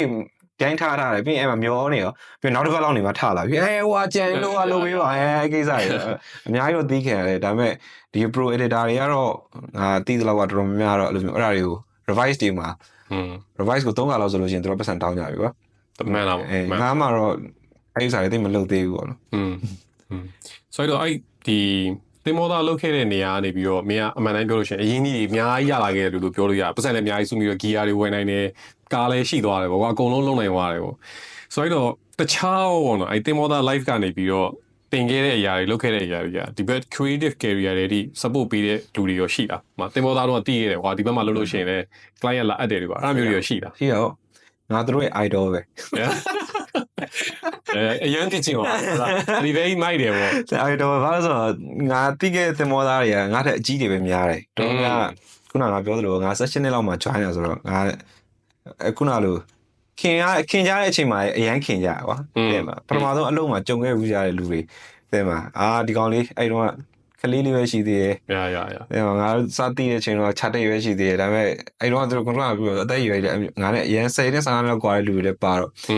့သူတို့ရသေးမှာငါတို့ group ကိုကြည့်နေရပါတော့အချိန်လုံးဒီကောင်တော့ဘာလုပ်နေပြီတင်မောလိုက်တဲ့ကာလာတော့သူတို့ပဲဆက်ဆံစရာရှိရကွာသူတို့နဲ့ပဲဒါကိုစာကဲပဲဆိုတော့ကျွန်တော်တက်သွားပြီအကိုကြီးကျွန်တော်ပြန်ရောက်ပြီအကိုကြီးအဲ့ဒီစကားတွေဒါသူတို့နဲ့ပဲပြောပြတယ်နောက်ပိုင်းကျတော့ငါ community ကချားသွားပြီဆိုတော့လဲလေးသူတို့ပြန်ရောက်ရင်တော့အကြောင်းကြားတဲ့လူနဲ့ရှိရင်တော့အကြောင်းဆိုရင်တော့တွေ့လို့ရှိရင်လည်းပြောပြတချို့ကျတော့လည်းခုနလိုပေါ့ကွာ ခုနလိုငါလိုမျိုးစိတ်ကိုလုံးဝမပိုင်းဖြတ်သေးပဲနဲ့မျောနေကြတဲ့လူတွေရှိရကွာတင်မှာလောက်ချင်တာ music တင်မှာဒါလောက်ထားတဲ့ music တွေအများကြီးပဲကြည့်တာအဲ့လေ sound ကျွတ်တယ်တီးတတ်တာဒါပေမဲ့ငါဒီကတော့ငါတကယ်နားပြီရေးနောက်ပြီးနောက်ထပ်3လလောက်နေပဲရောက်တင်မောရောက်နေဟောဒီလိုပဲရပါအဲ့လိုလူတွေကတော့တင်မှာအားကြတယ်ကွာတင်မှာငါဖြစ်နေတဲ့ဘဝကိုလည်းသူတို့တွေမြင်တဲ့အချိန်မှာလည်းဟိုဘယ်လိုပြောရမလဲဟိုပါဘောနော်မကောင်းတာထက်ကောင်းတာပဲပြောကြပါတယ်ဒါပေမဲ့ပြီးရင်လိုလို့ရှိရင်လည်းသူတို့တွေတုံးကြတယ်အဲ့လို music သမားတွေဆိုလို့ရှိရင်လည်း music video ရိုက်ဖို့တော့ကောင်းတယ်ပတ်စံရွှင်တယ်လေတင်မောသားတွေကတော့ပတ်စံလာပြီးသွားတယ်ရှာလာပြီးသွားတယ်အဲ့တော့ဟို3လနားတယ်6လနားတယ်အဲ့ထဲမှာသူတို့ project တွေကိုဗားကြတယ်လုပ်ပေးရတာရှိတယ်တင်မောသား project တွေလည်းရှိတယ်တင်မောသားအဆိုတော်တင်မောသားအဆိုတော်ကြီးများတယ်နောက်ပြီးအဲ့လိုမင်္ဂလာဆောင်တွေတင်မောသားမင်္ဂလာဆောင်တွေအားမျိုးကြီးအခုဒီလာထဲမှာတော့တင်မောသားငါလိုပဲနားရဲကောင်တကောင်အဲ့လိုရွယ်ဒီကောင်လည်းနားလိုက်တာပဲအဲ့တော့ same feeling ပါတင်မှာကျွန်တော်ကတော့အဲ့ဘဲကတော့သူကဟိုဟာ real estate မှာလုပ်နေတာ real estate agent လိုပုံစံမျိုးပါပဲဆိုတော့သူစီကနေပြီးတော့ကျွန်တော်တင်မောသားပါဆိုပြီးလာဆွဲဒီလိုမျိုးနှုတ်ဆက်လိုက်ပြီးတော့အဲ့လိုသူ့လို့ကိုလို့ပြောရင်းနဲ့အဲ့မှာအလုပ်တစ်ခုထပ်ပေါ်လာအောင်အဲ့လိုမျိုးတွေပါတင်မောသားမို့လို့ကျွန်တော်အခုပဲခေါ်มาတော့ဗာအဲ့လိုဖြစ်သွားတော့သူစီနီးသွားပြီပေါ့အဲ့လိုမျိုးတွေရှိရဟုတ်ကောင်းပါလေဆိုတော့အခုလောလောဆယ်ရောဒီ freelance လုပ်နေတဲ့ဒီ market ဒီ industry ကိုဘယ်လိုမြင်လဲကောင်းလာဖို့ရှိရလို့မြင်အောင်အဲ့တော့ဘယ်လိုပြောရမလဲဒီငါတို့ကမကောင်းတဲ့အချိန်ကာလကြီးမှာ freelance ကိုလာကြိုးစားပြီးလုပ်နေတာဆိုတော့ကောင်းသွားတော့ဟာတွေကတော့အများကြီးမခံစားလိုက်ရဘူးတင်မအဲ့လိုခစ်ဟိုအရန်အရင်တော့ကင်မရာသမားဆိုတာလည်းနည်းတယ်ကွာပြောရင်နည်းတယ်လို့ပြောရဲဆိုတော့အခုရေတွဲနဲ့ဟိုပါဘောနော်ပွင့်လန်းနေတဲ့ခစ်တော့ကလိုမီဒီယာလုပ်ငန်းတအားများပြီးတော့အဲ့တော့ငါတို့ကမရှိနေရတယ်ပါလုံးနိုင်တဲ့လူကတိတ်မရှိဘူးအဲ့လိုမျိုးရှိတဲ့လူတွေကလည်းအဲ့လိုသိန်းကျုံပြီးတော့ပတ်စံရှယ်ရတာပါမင်းသိရခက်ကောင်းတဲ့ချိန်ဆိုလုံးဝကွရှယ်ပဲအဲ့ marketing ဟိုမှာ marketing ဟိုစားမှာလူ business တိုင်းငွေပုံနေကွာ marketing တော့အသိမှာအဲ့တော့အောက်ဘက်ကပါလဲဆိုတော့အဲ့လိုဓာတ်ပုံတွေ video တွေထုတ်တာကွာဆိုတော့ social media တွေ run ဖို့အတွက်တို့ marketing ကိုနီးမျိုးစုံနဲ့လုပ်နေစေငါတို့လိုကောင်းတယ်ပတ်စံရနေမှာပဲဒါအဲ့ခေတ်ကအဲ့ဒါပြီးသွားဖြစ်သွားပြီခုဒီဘက်မှာနည်းနည်းလေးတော်တော်များများမေးလိုက်တိုင်းခုနလိုငါဒီပြီးခဲ့တဲ့မကောင်းဆိုတဲ့9နှစ်တာကာလမှာလှုပ်လာတဲ့ brand တွေတောင်မှနှစ်တိုင်းသူတို့က budget ကပုံမှန်မဟုတ်တော့တဲ့မှာအဲ့လို budget level တွေကပြောင်းသွားတယ်ကွာဆိုတော့ငါတို့လက်ချိုးကြီးလို့ရတယ်ကွာငါတို့နဲ့တည်တဲ့ agency ရှိတယ်ငါအလုပ်လုပ်ဖို့တဲ့ agency လက်ချိုးကြီးလို့ရတော့ဒါပြန်သတင်းတွေပြန်ကြားရတာလည်းတင်မှာဟို agency ရဲ့ပတ်စံနဲလို့တင်မှာအဲ့လိုဆိုတော့အဲ့လိုမျိုးတွေဖြစ်နေတဲ့ကာလမှာတော့ဒါ freelance တွေနည်းနည်းလေးsurvive လုပ်ရတာခက်ခဲမယ်လို့ထင်တယ်ငါတို့လည်းရှိတယ်ကွာငါတို့မှလည်းအဲ့လို season ရှိတယ် season နဲ့ income ကရှိတယ်အချိန်ကာလပေါ့လို့ကြံသားနီးပြီဒီလိုအချိန်ဆိုရင် promotion တွေလုပ်တော့မယ်ဒီလိုအချိန်ဆိုရင်အလုပ်ကစောင်းဟိုအရင်များတယ်ကွာ schedule ဆိုတိုက်ဟိုပြီးသွားရင်ဒါမိုးရင်းဆိုရင်မိုးရင်းဆိုပြန်ပြီးတော့တခြားဝင်ငွေခုပြန်စဉ်းစားတော့တခြားမင်း music video တွေထုတ်ပြီးမှလားကျွန်တော် edit တင်နေပဲထား studio ထဲမှာရိုက်တဲ့ဟာမျိုးလောက်ပဲရဆိုတော့အချိန်နဲ့ခါနဲ့တော့ live ပြီးတော့ဒီဟိုလေးက frequency လေးတော့သွားနေတာပေါ့ငွေဝင်လဲတအားဝင်တယ်မဝင်လို့ချင်းလဲ gain နေရတာလေလောက်အောင်စားအဲ့လိုတော့ရှိရယ် so ဒီနောက်ပိုင်းမှာဒီ business အသေးလေးတွေကအများကြီးဖြစ်လာကြတယ်ဆိုမှအားလုံးကဖုန်းတွေ device တွေအရန်ကောင်းလာတော့သူတို့ရှိတဲ့ device တွေသူတို့လည်းရိုက်ကြတယ်အဲ့ဒါကြီးကြောင့်မင်းတို့ဒီလို film maker တွေတို့ videographer တွေတို့ production လုပ်တဲ့လူတွေတို့ marketing video ရိုက်တဲ့လူတွေတို့အဲ့လိုမျိုးတွေကထိခိုက်လာနိုင်တယ်လို့ထင်လားငါမထင်ဘူးမထင်ဘူးဆိုတာဘာလို့ဆိုတော့ creative တွေကစောင်းရန်ဟိုဘယ်လိုပြောရမလဲကိုယ့်ဘက်က creation ကိုသာဟိုပါပေါ့နော်အန်ဝင်ခွင်ကြဖြစ်အောင်လို့ဟိုအမြဲတမ်းတော့လုပ်နေတယ်ထင်တယ်ဘာလို့ဆိုတော့ဒီလူတွေကလည်းအမျိုးမျိုးတော့စဉ်းစားတာပေါ့နော်ဖုန်းနဲ့ပဲလုပ်ပြီးတော့တင်မှာသူ marketing သူ business က run လို့ရတာအဆင်ပြေတယ်လို့ပါလို့ထင်တဲ့လူတွေသူကဆိုထင်ပြီးတော့သူကအဆင်ပြေသလိုလုပ်တယ်ဥပမာ Facebook မှာဆိုတော့တချို့ရွှေဆိုင်နေလို့ပါလို့ဆိုရင်သူတို့ကကိုင်တယ်ဖုန်းနဲ့ပဲရိုင်းမယ်သူ gimbal တစ်လုံးဝယ်ထားတယ်ပြီးသွားရင်အဲ့ဟိုတလောက်တင်မှာဘယ်လောက်ပေးထားတဲ့လူတယောက်ကိုသူတို့ဝန်ထမ်းကိုပဲရော့ train ခိုင်းလိုက်ပြီးတော့ဒါရိုက်ကောတချို့ကျတော့အဲ့ဒီစာကိုတချို့ client တွေကျတော့နားလေတယ်ကွာနားလေ client ကျတော့မသုံးဘူးအဲ့လိုမျိုးတွေ နားလေ client ကြတော့လေအဲ့လိုလောက်တက်တဲ့လူတေချာဒါပဲလောက်တယ်ဆိုတဲ့လူကိုပဲသူတို့အဲ့ဒါမှစိတ်တိုင်းကြတာပေါ့နော်။အဲ့ဒါဆိုသူတို့မှာ flaws တွေရှိရလေ။ဒီတိုင်းဟိုဟာဖြစ်တဲ့ဥစ္စာတွေကသူမှလည်းသူကဆိုသူတို့လိုအပ်ချက်တွေကရှိနေတာသူတို့စိတ်ထဲမှာအမြဲတမ်းကြတော့ပြင်းလာတယ်ဒီဥစ္စာမှန်လားမှန်အမြဲတမ်းပြင်းလာသူတို့အဲ့လို creative ပို့ဖြစ်တယ်လို့ထင်တဲ့လူတယောက်ကိုလည်းအမြဲတမ်းတွေးနေအဲ့တော့အခွင့်အရေးကတော့ပေါ်နေမှာပဲငါထင်တာတော့ဒီလိုလုံးဝကြီးဒါတွေကတော့ဦးစီးသွားမယ်လို့အဲ့လိုမျိုးတော့မရှိတော့ဘူးထင်တာပဲငါတော့ Okay နောက်တစ်ခုနေရအခု AI တွေပါဆိုရန်ကောင်းလာပြီကွာနီးပညာတွေကခုနပြောသလို mobile apps တွေကစလွယ်လာပြီဥပမာ total color တွေပါချိန်တာတို့ effect တွေထည့်တာတို့လောက်ဆိုလို့ရှိရင် CapCut တို့ဘာလို့နေလဲအကုန်လုံးလုပ်လို့ရနေပြီဆိုတော့အဲ့လိုဟာမျိုးကြီးလုပ်လာလို့ရှိရင်မင်းကလုပ်တဲ့ editing job တွေပါဒီမှာရောဒီ AI တွေဟိုဟာတွေကစားထိုးလာနိုင်တယ်လို့ဘာလို့ထင်လား AI ကတော့ငါတို့လည်းလေ့လာနေကြတာပဲလေ့လာနေတာနောက်ပြီးတော့အရန်တွင်ကျယ်ပြီးတော့အရန်one click နဲ့အားလုံးပြီးသွားတယ်ဆိုတဲ့ကိစ္စအတီးဖြစ်လာလို့ရှိရင်တော့မပြောတယ်ကွာအသိမှာဒါပေမဲ့အဲ့ကိစ္စမှာလည်းငါထင်တယ်ငါတော့တိတ်အားမရအောင်သိမှာအဲ့တော့သူ develop ဖြစ်နေရတော့မြင်တယ်ကွာတော့ first developing သိတယ်ဒါပေမဲ့အဲ့ကြားထဲမှာကွာဆိုမှာ तू အဲ့လို one click နဲ့ပြီးသွားတဲ့ဟာကိုတုံးတဲ့လူကတော့အဲ့လိုမျိုး market တစ်ခုတော့ရှိတာပေါ့နော်သိမှာအဲ့ business သမားတို့ဆိုဒီ AI နဲ့လုပ်တဲ့ဥစ္စာကြီးကို तू သဘောကျတယ် fine နဲ့ကွာရတယ်ငါ content ဒါနဲ့အဆင်ပြေဆိုရင်တော့ဒါ तू တုံးနေတယ်အဲ့သူကိစ္စဖြစ်သွားတယ်ငါအဲ့လိုပဲထင်တယ်တကယ်ဟိုမှာခုနလိုပေါ့ငါတို့လိုမင်းဟိုစားမှာ live မှာ share နေတဲ့ဟာတွေလိုမျိုးသိမှာအဲ့လို AI နဲ့ပတ်သက်ပြီးတော့တခြားကိုယ့်ရဲ့ productivity မြင့်မှုအတွက်တခြား factor တွေမှာ AI ကိုသုံးတယ်ဆိုတဲ့ကိစ္စတွေကကျတော့အဲ့မျိုးကြောင့်ငါလည်းသဘောပို့ကြတာကွာသိမှာအဲ့လိုproductivity ကို level တစ်ခုထပ်မြင့်မှုအတွက်သိမှာနော်ဒီလို workflow ပုံမြန်အောင်အဲ့ဒါတွေကတော့မိုက်တယ်ကွာအဲ့ဒါလုံးဝဘာလို့နှလုံးသားပါသေးတယ်ကွာပြောရရင်လုံးဝဟို one click နဲ့သိမှာ project တစ်ခုလုံး brand လို့ပြောနှိပ်လိုက်တယ်ပြီးထွက်ချလာပြီအဲ့ဒါကြီးကိုသုံးနေပြီဆိုအဲ့ဆောင်းပိန်းနေသေးတယ်ငါတင်တာပဲအဲ့ပဲမရသေးဘူးမဟုတ်သေးဘူးခုနလိုကိုသူ့ဆိုင်ကိုလည်းအဲ့ချက်ပို့ပြီးတော့သူလုပ်နေတဲ့ concept တွေအများအားအဲ့လို AI နဲ့ပဲ AI ရဲ့အထောက်ပံ့ဒါပေမဲ့လူတစ်ယောက်ကတော့ run နေရမယ်အဲ့လိုမျိုးဆိုရင်တော့အဲ့လိုမျိုးဖြစ်လာမှထင်တာပဲငါကတော့သတိထားမိတာလိုက်ကြည့်လိုက်တယ်ဆိုလို့ရှိရင်ဘာသွားတွေ့လဲဆိုအဲ့ဒီခုနပြောတဲ့ CapCut filter သုံးတဲ့လူဆိုလို့ရှိရင်တို့မှအဲ့လို stock look ဆိုတဲ့ပုံစံမျိုးထွက်လူတိုင်းကိုကြည့်လိုက်အဲ့တိုင်းပဲမှာ CapCut သုံးတဲ့လူအုပ်စုကိုကြည့်လိုက်အဲ့ look ပဲအဲ့ effect ပဲအဲ့ key လုံးပဲအဲ့ပုံစံအဲ့ flow တွေပဲသွားနေရပါတော့ငါတို့ဘယ်လိုပြောပြရမလဲဓာတ်ပုံဆရာတယောက်တည်းကိုပဲခေါ်ပြီးရိုက်လို့ရှိရင်မင်္ဂလာဆောင်သားပြောင်းရမယ်အားလုံးကဒီပုံစံတူနေရမျိုးပေါ့တ flow တဲ့ပုံစံလေးပဲထွက်နေရဆိုတော့ဒီ creativity ကိုကစားနိုင်တဲ့လူဘာညာတွေကတော့ငါအနေနဲ့ဆိုလည်းငါကြံအောင်မယ်လို့ထင်တယ်ဘယ်တော့ပဲခုနပြောသလိုမင်းပြင်တဲ့ edit တိုင်း flow တိုင်းအဲ့ AI ကို train လိုက်အဲ့ AI လုံနိုင်တယ်ဆိုတော့ဒါပေမဲ့မင်းမဟုတ်ဘူးဆိုတာကြီးကခံစားနေရမှာအချိန်ကြာလို့ရှိရင်အဲ့လို AI မှာ taste ရှိတယ်ကွာဒီ AI အရသာဆိုတာရှိရေးတဲ့စာတွေမှာရော image လုပ်တဲ့ဟာတွေအကုန်လုံးတူတယ်ငါအများကြီးစမ်းပြီးသွားပြီငါဆိုငါကိုယ်တိုင်ငါပြောတဲ့အတိုင်းက AI ကလုံးလုပ်ဖို့တော့ငါအများကြီးငါအချိန်ပေါင်းများစွာငါ train တယ်ဒါပေမဲ့အချိန်တန်လာလို့ပြောလာကြည့်အဲ့ဥစ္စာမဟုတ်နေအဲ့ AI taste ကပါနေတယ်အဲ့ဒါကိုဖြုတ်လို့မရဟုတ်တယ်ငါအခုလုပ်နေရဆို2နှစ်လောက်ရှိပြီငါ့ရဲ့တလားပြီးကကလုံးလုံးနေငါလုံးဝမရသေးအဲ့တော့ငါကိုယ်နဲ့ထင်တယ်ဒီ creativity ဘိုင်းဒီမှာဆိုလို့ရှိရင်လည်းလူရဲ့အုံနောက်ညံကွန်မြူလာတော့မရနိုင်သေးဘူးလို့ထင်တယ် maybe ငါတို့မမြင်တဲ့ရှူတောင်သူအများကြီး possibility နေနဲ့ပြကောင်းတော့ပြလိုက်မယ်ဒါပေမဲ့အဲ့ဒါတွေအဓိပ္ပာယ်ရှိချင်မှရှိနေမှာရှောက်လုပ်လိုက်တာပေါ့ရှောက်လုပ်လိုက်တာအများအစ်စ်တော့ဖြစ်လာတယ်ဒါပေမဲ့တကယ်လူကနေရည်ရွယ်ချက်ရှိနေလောက်ထားရမျိုးလို့ဖြစ်မလာနိုင်သေးဘူးပေါ့နော်ငါလည်းအဲ့လိုပဲလောလောဆယ်အထိတော့အဲ့လောက်ထိတော့ကမြင်သေးတယ်ဟောအခုမင်းကတခြားဒီလို project တွေလည်းလုပ်တယ်ခုနကပြောဆို MPV တွေလည်းရိုက်တယ် corporate တွေလည်းလုပ်တယ် wedding တွေလည်းရိုက်တယ်ဆိုတော့ဘယ်လို project အမျိုးအစားတွေလုပ်ရတာပူကြိုက်အနှစ်သက်ဆုံးတစ်ခုကိုရွေးပါဆိုပဲအောင်ရွေးမယ်ဘယ်လိုလဲငါကျင်လည်နေတဲ့ community ကဒီအခုဆိုတော့ music သမားတွေနဲ့ပေါင်းလို့များတယ်ကွာ music သမားတွေကမှဘယ်လိုပြောရမလဲဟိုအကန့်ခွဲရတော့မဟုတ်ဘူးဒီလိုမျိုးဟိုindie လို့ပဲကောင်းတယ်တက်လိုက်တော့မယ် indie ရဲ့ကောင်းတဲ့အောက်ကပဲပြောမယ်ဆိုရင် indie ကကွာ independent music ကွာအဲ့ဒါကိုရှိနေတယ်အဲ့လိုမျိုး community တစ်ခုရှိတယ်ဒါကရန်ကုန်ထဲမှာငါတို့အများကြီးသွားနေတဲ့ community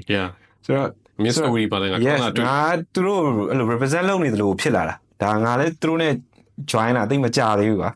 ဘာလို့ indie ထဲမှာဆိုရင်ဒါအရင်ကတည်းကရှိပြီးသားပါဒါ indie film တွေရှိတယ် indie music တွေရှိတယ်ဒါအကုန်လုံးကသူ့ဘာသူတနေရာမှာပဲရှိနေပါသေးလားmainstream မှာလိုမျိုးဟို mainstream ဆိုတာဒီ media mainstream ပေါ့နော်အဲ့လိုနေရာတွေမှာသွားပြီးတော့သူတို့ကအများတိုင်း hit ဖြစ်နေတဲ့ဥစ္စာတွေဖြစ်နေမှာမဟုတ်ဘူးသူတို့မှာအဲ့ community อ่ะဆိုတော့ငါ freelance တွေလုံရင်းနဲ့အဲ့လိုလူမျိုးတွေနဲ့သူကချိန်မိတာတဲ့မှာအဲ့လိုတချင်းလုံးတဲ့ကောင်တွေရှိတယ် တချင်းဆိုဒီကောင်လေးတချင်းတော့ထုတ်နေရပဲတဲ့မှာနာမည်တော့ကြီးချင်မှကြီးပဲဒါပေမဲ့သူတို့လုပ်ရသူတို့ပြောကို feeling နဲ့ကိုတဲလန်းကိုအဲ့လိုသူတို့ကြားထဲမှာပဲပြန့်နေတချင်းရလေဆိုတော့အဲ့ထဲမှာလူအယောက်90လောက်ရှိရဆိုအဲ့အယောက်90လောက်ကဒီအဆိုတော်တွေပဲသူတို့လည်းထုတ်တယ်ဟိုကောင်လည်းထုတ်တယ်ဒီကောင်လည်းထုတ်တယ်အားလုံး credit သမားတွေအားပေးရော yes အဲ့လို community မှာငါအခုကသွားနေနေတာဆိုတော့ဘောနော်အကယ်ငါမှ free time အချိန်ပို့တယ်ဟိုဖြစ်တယ်ဘာညာဆိုလို့ရှိရင်သူတို့ project တွေငါယူလုပ်ပေးတယ်ဆိုတော့ဝင်နဲ့ကြည့်လို့ရှိရင်တော့တိတ်ပြောဟိုမဖြစ်ဘူးဒီ collaboration ဘိုင်းပေါ့နော် collaboration လုပ်တဲ့ဥစ္စာတွေမှာငါတို့က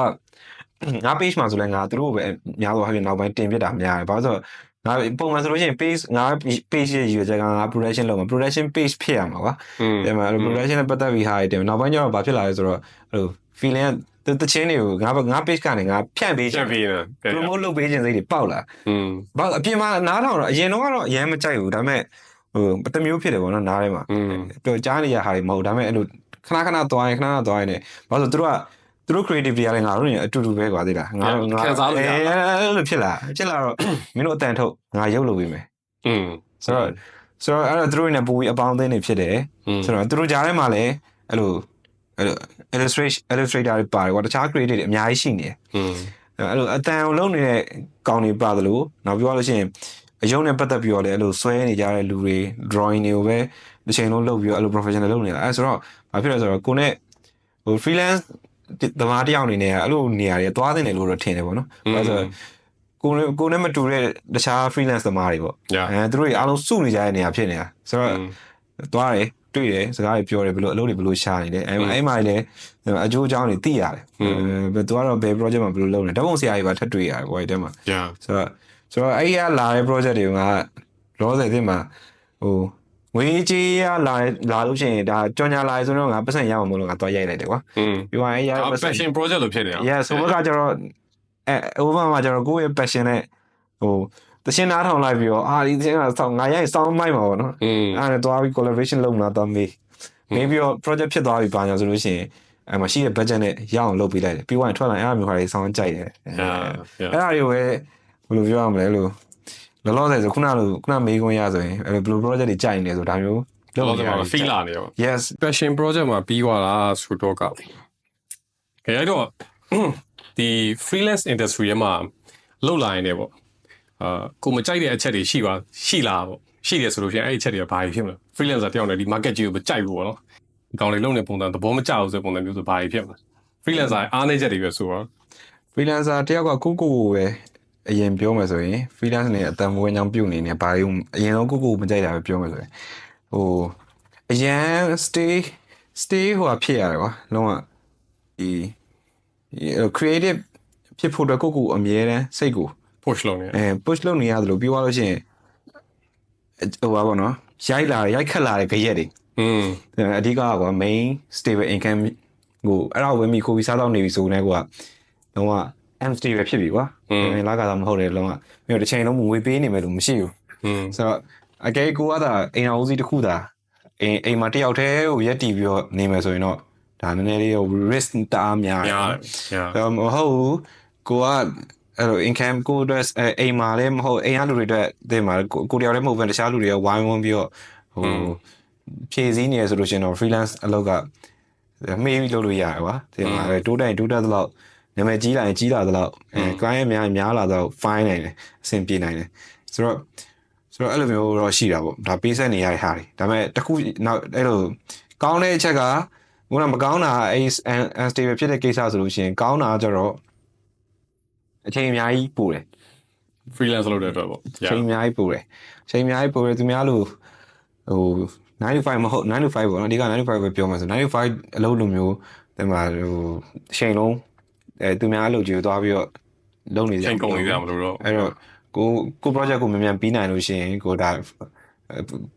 fully payment ရပြီဆိုရင် project done သွားဆိုလို့ရှိရင်တခြား side project ကိုလုပ်နေလို့ရတယ်နောက်တော့အလုပ်တွေတအားများတယ်ဆိုလို့ရှိရင်လည်းကွာရအောင်လှုပ်လိုက်ပြီးသွားလို့ရှိရင်အလုပ်တွေမလုပ်ချင်လို့တစ်လားလောက်ပစ်ထားလိုက်ပြီးခရီးသွားနေလို့ရတယ်အဲ့ဒီအရာတွေကတော့တော်သဘောကျတယ်အဲ့ဒီစာအရင်ဟိုပြောရင်လူတယောက်ကအဲ့လိုပဲဖြစ်တယ်လို့ငါထင်တယ်ပါဟိုစာကယ်ကြီးကိုအလုပ်ကိုပဲ ဒီအလုပ်ကိုပဲအများနဲ့လုပ်နေရတဲ့စာကေကြီးကိုလည်းမကြိုက်ဘူးဒါကိုအမြင်ပေါ့နော် creative သမားတွေကအဲ့လို creative freedom လိုချင်ကြရလို့ငါလည်းမြင်တယ်ပေါ့နော်ဟိုဘာပြောတနေရာကြီးထဲမှာ box ထည့်ပြီးနေလိုက်မယ်ဆိုလို့ရှိရင်ဘယ်လိုနည်းနဲ့မှ freedom မရနိုင်ဘူးငါလည်းအခုနောက်ပိုင်းမှာဒီစာရေးတာမျှဝေတာတွေငါလုပ်လာငါ video တွေရှောက်ရိုက်တယ် edit တွေလုပ်တယ်ငါကုန်ကလိလာတဲ့အခါမှာငါသဘောပေါက်လိုက်တာငါအခန်းတစ်ခန်းတနေရာထဲမှာငါနေရရောငါအဆင်မပြေတော့အနည်းဆုံးတော့ငါ့ရဲ့အခန်းကို like ဝင်လာတဲ့ပုံစံငါမရရအောင်ပြောင်းတယ်ပေါ့ခုံတွေလှည့်လိုက်တာတို့သိရအောင် like ကာတွေပြောင်းချလိုက်တာတို့ငါရဲ့တုံးနေတဲ့ဇပွဲကင်းတွေကိုပုံစံပြောင်းလိုက်တာတို့ငါထားထားတဲ့စာအုပ်စီတဲ့ပုံစံတွေပြောင်းလိုက်တာအဲ့လိုမျိုးလေး change ဖြစ်သွားတော့မှငါ perspective တစ်ခုကိုပုံမြင်နိုင်တယ်အဲ့တော့ကငါတို့ဟို freedom ရဖို့တော့ကိုအချိန်လေးအများကြီးလိုတယ်ဒါလေးလည်း key တွေထွက်လိုက်ဖို့လိုတယ်အခုဆိုလို့ရှိရင်လည်းအလုပ်တွေအားလုံးပြစ်ချလာပြီးတော့နေ့ podcast episode ရိုက်မယ်ဆိုပြီးလာရိုက်လိုက်တာအကုန်လုံးဖိလိုက်ကွာမနေ့ကချိန်တယ်ငါတို့အကြောင်းကြောင့်မလုပ်ဖြစ်ဘူး okay let it go နောက်တစ်ရက်ထပ်ပြီးနေလိုက်နောက်တစ်ရက်ထပ်ချမယ်စသည်ဖြင့်ပေါ့လို့ဆိုအဲ့လိုမျိုးလေးငါတိတ်ပြီးခေါင်းကိုက်ခံလို့မရဘူးထင်တယ် creative သမားတွေလည်းတိတ်အပူမခံဘူးပေါ့နော်ငါတို့လွတ်လပ်နေရလို့ရှိရင်ပိုပြီး create လုပ်နိုင်မယ်လို့လည်းငါထင်တယ်ပေါ့အဲ့တော့ဒီ freelancer တယောက်အနေနဲ့ရက်တီရအမှန်တမ်းပြောလို့ရှိရင်ခုနကပြောတဲ့ပုံမှန်ဝင်ငွေရနေတဲ့လမ်းကြောင်းမဟုတ်တာတော်တော်လေးတော့စိုးတယ်ပေါ့နော်ငါလည်းဒါကိုတော်တော်မြင်တယ်ပေါ့အဲ့ဒါတော့ကိုရေရှည်မှာဘယ်လိုမျိုး manage လုပ်မလဲပေါ့ကိုယ့်ရဲ့ပတ်စံတွေအချိန်တွေဥမာခုနမင်းပြောသလိုယာဒီအချိန်မှာဆိုလို့ရှိရင်စွတ်ပြီးရှာလာပြီးတော့တိန်းထားပြီးတော့နောက်တစ်ချိန်ကြာလို့ရှိရင်အဲ့တော့ထိုင်စားရမယ်လို့မှာဘယ်လိုမျိုးလုပ်လဲအခုကဘယ်လိုလုပ်လဲအခုကတော့အဲ့လိုမျိုးပဲပေါ့ခုနမင်းပြောသလိုပဲအလုံးရတယ်ဆိုလို့ရှိရင်ထားပါဒီလအတွက်330လောက်ရှာနိုင်လိုက်တယ်ကွာ30လောက်40လောက်ရသွားပြီဆိုရင်ဒါဆိုလုံးဝဒီလအတွက်ကတော့margin ထက်အပေါ်ရောက်သွားပြီ target ဟို target ထက်ကိုပို့ပြီးကျော်သွားပြီဆိုလို့ရှိရင်ဆိုနောက်ထပ်ဘယ်လောက်ထိရောသိမလားဘယ်လောက်ထိခက်ညင်နေလို့ရမလဲဆိုတော့စောက်ကြည့်ပြောရဲအသုံးပြုံးနည်းနည်းတော့ fix လုပ်ရတယ်ကွာတဲ့အရန်ကြီးလဲဟိုမသေးကြနေတဲ့အတွက်ပေါ့ကိုအသုံးစရိတ်ကိုတော့နည်းနည်းလေးချွေရတယ်အိမ်မှာသေချာပေါ့သုံးရမယ့် expand တွေကိုဖြည့်ပေးလိုက်ပြီးသွားပြီဆိုလို့ရှိရင်ဒါဆိုဒီတစ်လအတွက်ငါဒါတွေဖြည့်ပြီးသွားပြီဆိုတော့ဘယ်လောက်ပိုသေးတယ်ဒါပေမဲ့ငွေစုတဲ့ကိစ္စတော့ငါလည်းမပြောတယ်ဘာလို့ဆိုငါလည်းငွေမစုတတ်တယ်ငွေစုတဲ့ကိစ္စတော့အရင်နဲ့အကြံပေးလို့မရဘူးဒါပေမဲ့အဲ့လိုဟို survive ဖြစ်ဖို့ပေါ့နော် freelance တယောက်အနေနဲ့ survive ဖြစ်ဖို့ဒီ financial ကိစ္စကဟိုငါတို့ထပ်ပို့ပြီးတင်းတင်းကြပ်ကြပ်ဂိုင်းတွယ်လေးပူကောင်းလေးပဲငါတော့အဲ့ဒီဘိုင်းမှာနည်းနည်းအားနေတယ်အားနေတဲ့ပြင်ကိုခါကြရင်အဲ့လိုတိုင်ပတ်တော်သွားရလာရလည်းရှိတယ်ဒါနောက်ပြီးတော့အဲ့လိုခုနပြောသလိုပေါ့နော်ငါတို့လူတွေကိုလိုလူတွေကြားရသွားပြန်နေတယ်ဒါပုံမှန်ပဲဖြစ်နေတာအဲ့တော့အရင်တော့စိုးရင်တယ်အဲ့လိုတင်မောသားကြီးလုတ်ခဲ့ပြီးတော့မှဒါကြီးစပြောင်းတဲ့အချိန်မှာတော့အဲ့လိုချိန်နေဆို exhaust တအားဖြစ်လာရောတင်မှာဟာလန့်လာတယ်မှာငါဖြစ်ပါမလားဟုတ်စလုံးအလုပ်ပြန်သူကထက်မလာတော့ဘူးလားဗောနော်တင်မောပြန်တက်ရတော့အဲ့တွေးရအများကြီးဝင်ပါတယ်ဘာလို့လဲကိုရဲ့ဟိုအရင်အလုပ်ကဒီလုံးနဲ့ဝင်ငွေချင်းဘာမှမဆိုင်နေဘူးမဆိုင်နေတော့အများတန်းဒေါ်လာစားရတာတော့ဒေါ်လာစားရတာခက်ခဲလာတဲ့အချိန်မှာကွာသေးတာအဲ့လိုဟိုစိတ်ဓာတ်တွေထိုးကြပြီဆိုတဲ့အချိန်ရောက်လို့ရှိရင်အခုလက်မှတ်တွေကိုပြန်ပြီးသွားထိုင်ကြည့်လက်မှတ်တွေသွားပြီးဟာဒီလက်မှတ်တွေကသွားတိုးထားလိုက်ကောင်းလားအဲ့လိုမျိုးကုမ္ပဏီကလူကိုလည်းဖုန်းဆက်ပြောထားရင်ကောင်းလားဒါအမှန်တိုင်းဝန်ခံတာဒါတကယ်ဟိုအဲ့လိုမျိုးဝေးကြီးအချက်တဲကြုံလာတဲ့အချိန်ရှိတယ်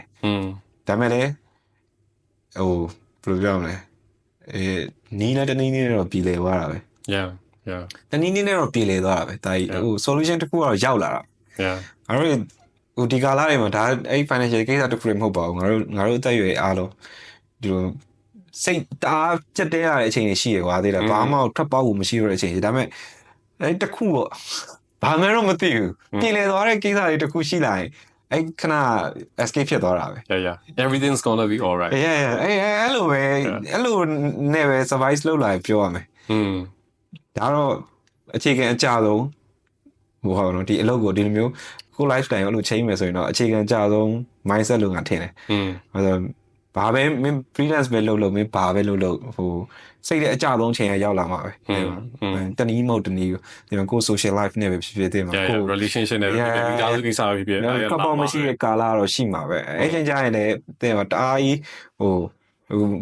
မကောင်းတဲ့အရာတွေမတွေးနဲ့လို့တော့မပြောကွာဘာလို့လူပဲကွာမတွေးလို့မရဘူးမကောင်းတာတွေကတော့ဟိုအစိုးမြင်တာတော့မဟုတ်ဘူးငါတို့လည်းအဲ့လိုဘဝကိုပေါ့နော်ငါ freelance လုပ်တာအဲ့တခုလည်းပါတယ်အဲ့လုံနေရလာတဲ့အကျိုးဟိုပါပေါ့နော်အဲ့လို plus ဖြစ်လာတဲ့အရာတွေပေါ့စိတ်ကိုဟိုဘယ်လိုအချိန်တွေမှာထိန်းချုပ်လဲပေါ့နော်မင်းဆိုလို့ရှိရင်လည်းမင်း share တဲ့အဲ့လို lifestyle ကြောင့်ငါဖတ်ဖြစ်တယ်ကွာဒီမှာ stoicism တို့ဘာလို့အဲ့လိုမျိုးဟာမျိုးတွေဒါပေမဲ့ငါအဲ့လိုမျိုး ဟို theory ဘိုင်းနေတော့ငါအများကြီးမသိဘူးဒါပေမဲ့ငါအခြေခံစိတ်ထဲမှာငါပြန်ထားတော့ဗောနော်ငါစိတ်ကိုအဲ့လို give up လုပ်တဲ့နည်းတွေပေါ့အချို့ຢာတွေငါမလုပ်နိုင်ငါမတက်နိုင်ဒီຢာငါဖြည့်ရှင်းလို့မရဘူးဖြည့်ရှင်းဖို့ဒီမဖြစ်နိုင်တဲ့အချိန်ရောက်လာလို့ရှင်ဘာလုပ်မလဲကိုညှင်းပန်းမလားနှိပ်စက်မလားတဲ့မှာငယ်တော့တော့တဲ့မှာနိုင်ရပိတ်ထိုးပလိုက်တာတော့ဘောလုံးကိုတင်းကျုံပြီးကန်ပလိုက်တာတော့အဲ့လိုမျိုးတဲ့မှာအိမ်မှာဘာလို့မရဘူးတီးနေကြဂီတာကြီးကိုရိုက်ခွဲပလိုက်တာအဲ့လိုမျိုးငယ်တော့အများကြီးလုပ်ခဲ့တယ်ကွယ်ကွာဆိုတော့အဲ့ဒါလည်းတဘာဝပဲကွာဒါပေမဲ့အခုဒီအသက်30ဖြစ်လာတဲ့အချိန်နောက်ပြီးတော့အဲ့လိုဟိုတာဝန်တွေလည်းတစ်ဖြည်းဖြည်းနဲ့ပခုံးထမ်းပြီးယူလာတဲ့အချိန်ပြီးတော့ငါလုပ်တဲ့အလုပ်ကလည်း stable မဟုတ်တဲ့အလုပ်ပြီးကိုလုံးချင်တာကိုလုပ်နေတဲ့လူတယောက်တော့ကြတော့ဟိုရေရှည်သွားခြင်းအဲ့ခုနပြောတဲ့အခြေခံအကြဆုံးစိတ်ပေါ့နော် yeah ဒီမှာဘယ်လိုကြုံလဲဒီမှာဆောင်းမင်းရှိမ blog ကူလာနေပြီဆောင်းမီးဝိုင်းနေလို့အဲ့လိုဒုက္ခရောက်နေဘယ်လိုလုပ်မလဲအဲ့ကြရင်လည်းလို့မရမက stable ဖြစ်အောင်နေရစိတ်ကိုအရင်ဆုံးစိတ်ကိုပဲအရင်နေရအောင်ငါမှအဲ့လိုမင်းဆိုအနေဆုံး meditation လုပ်တယ်ကွာ meditation လုပ်တဲ့ဥစ္စာတွေ share နေရတယ်တွေ့တော့ငါအဲ့ဒါတွေလည်းမလုပ်ရသေးဘူးဒါပေမဲ့လိုအပ်နေမှန်းတော့သိတယ်ခြေလမ်းမလန်းရသေးတာ yeah ဒါပေမဲ့ဘယ်မှာတွေသွားပြီးကုစားလဲဆိုတော့ဟိုအချိန် freelance တမားတယောက်ကအချိန်ပို့တယ်အချိန်ပို့တော့အကောင်းဆုံးကတော့လေ့ကျင့်ခန်းလုပ်တဲ့မှာလေ့ကျင့်ခန်းလုပ်ခန္ဓာကိုယ်နဲ့စိတ်ကိုအဲ့လိုမျက်မျက်တတဖြစ်အောင်ထားငါကနောက်ပိုင်းအဲ့လို physical activity တွေတော်တော်များများလိုက် join နေပါသေးတယ်အဲ့လိုရင်တော့အဲ့လို schedule ပြီးရတယ်ငါတွေ့ဟုတ်တယ်အဲ့လို physical activity တွေ join ရတဲ့အကြောင်းရင်းကအခုနကလိုစိတ်တက်လွယ်မကြောက်အောင်လို့စိတ်ကကြတော့လွယ်တယ်ကွာလူတယောက်အဲ့လိုဖြောက်ကနေတည်းမှာ motivation ကြီးတက်သွားဖို့လည်းလွယ်တယ်လို့ဒိန်းလဲဆိုပြီးအဲ့လိုမျိုးဖြစ်သွားဖို့ကလည်းအရင်လွယ်အဲ့တော့အခြေအနေတွေကိုပြန်ပြီးတော့အဲ့လိုသုံးတက်လို့ရတာဘာဟိုခန္ဓာကိုယ်စိတ်ကိုအဲ့လိုကြည်လင်နေတဲ့အချိန်မှာပဲရတာအဲ့တော့ကြောင့်အဲ့တော့ maintain လုပ်ဖို့ကဘာလုပ်ဖို့လိုလဲအစားတော့မှန်စားဖို့နဲ့ဒီမှာလေ့ကျင့်ခန်းတွေပါကိုလည်းလှုပ်ရှားတွေလုပ်နေဖို့ကိုလည်းလှုပ်ရှားလုပ်ရတဲ့အကြောင်းရင်းကအဲ့လိုငါ schedule တွေမှာမဖြစ်မနေထဲလာတာပေါ့နော်ဒီအနည်းဆုံးအချိန်တော့မဟုတ်တော့ဒါပုံအရှင်းအနည်းဆုံးအချိန်တော့နည်းနည်းလေးငါလည်းခီးတွေပဲသွားနေအောင်နည်းနည်းချော်နေအဲ့လို schedule တွေမှာဘာလို့ထည့်လာလဲဆို45မိနစ်လောက်မိနစ်30လောက်အဲ့လိုမျိုးအဲ့တနေ့တာရဲ့ schedule တွေမှာအဲ့လိုထည့်လိုက်ရင်ဘာဖြစ်သွားလဲဆိုတော့ခဏလောက်လူကဟိုproject တစ်ခုပေါ်မှာအာယုံနောက်နေတယ်မလားအဲ့ project ကိုခေါင်းထဲမှာလာ RAM နေအနားယူကိုစူးစမ်းလဲအဲ့ဒါ drive နေတယ်မလားလူနောက်က push နေအဲ့ဆိုရင်တော့အဲ့လို anxiety ရောပေးနေကွာအဲ့ဒါကိုခဏထားခဲ့လိုက်တယ်အိမ်မှာခဏလွတ်ချထားခဲ့တယ်ငါတော့ပြေးလိုက်ပြေးနေတဲ့ focus နားထောင်ရင်နားမထောင်ရင်အဲ့လိုလောတစ်ခါကျရင်လည်းငါဘာမှနားမထောင်ဘူးကနန်းသွားရည်နေတာမင်း meditation လုပ်တဲ့ဟိုနည်းနည်းတော့တူတယ်ကွာကနန်းသွားကြည့်တာအဲ့1 to 10ကွာအဲ့1 to 10ကိုငါခြေလမ်းဟို music မှာဆိုလို့ရှိရင်အဲ့လို beat နဲ့ပြေးတယ်လို့ပဲအဲ့လိုပဲငါစိတ်ထဲမှာငါဘာကြီးမှမလို့ပြေးတဲ့လူတွေကဟိုပြေးသမားတွေသွားကြည့်တော့မင်းဂီယာနဲ့ accessory နဲ့စုံနေကွာငါ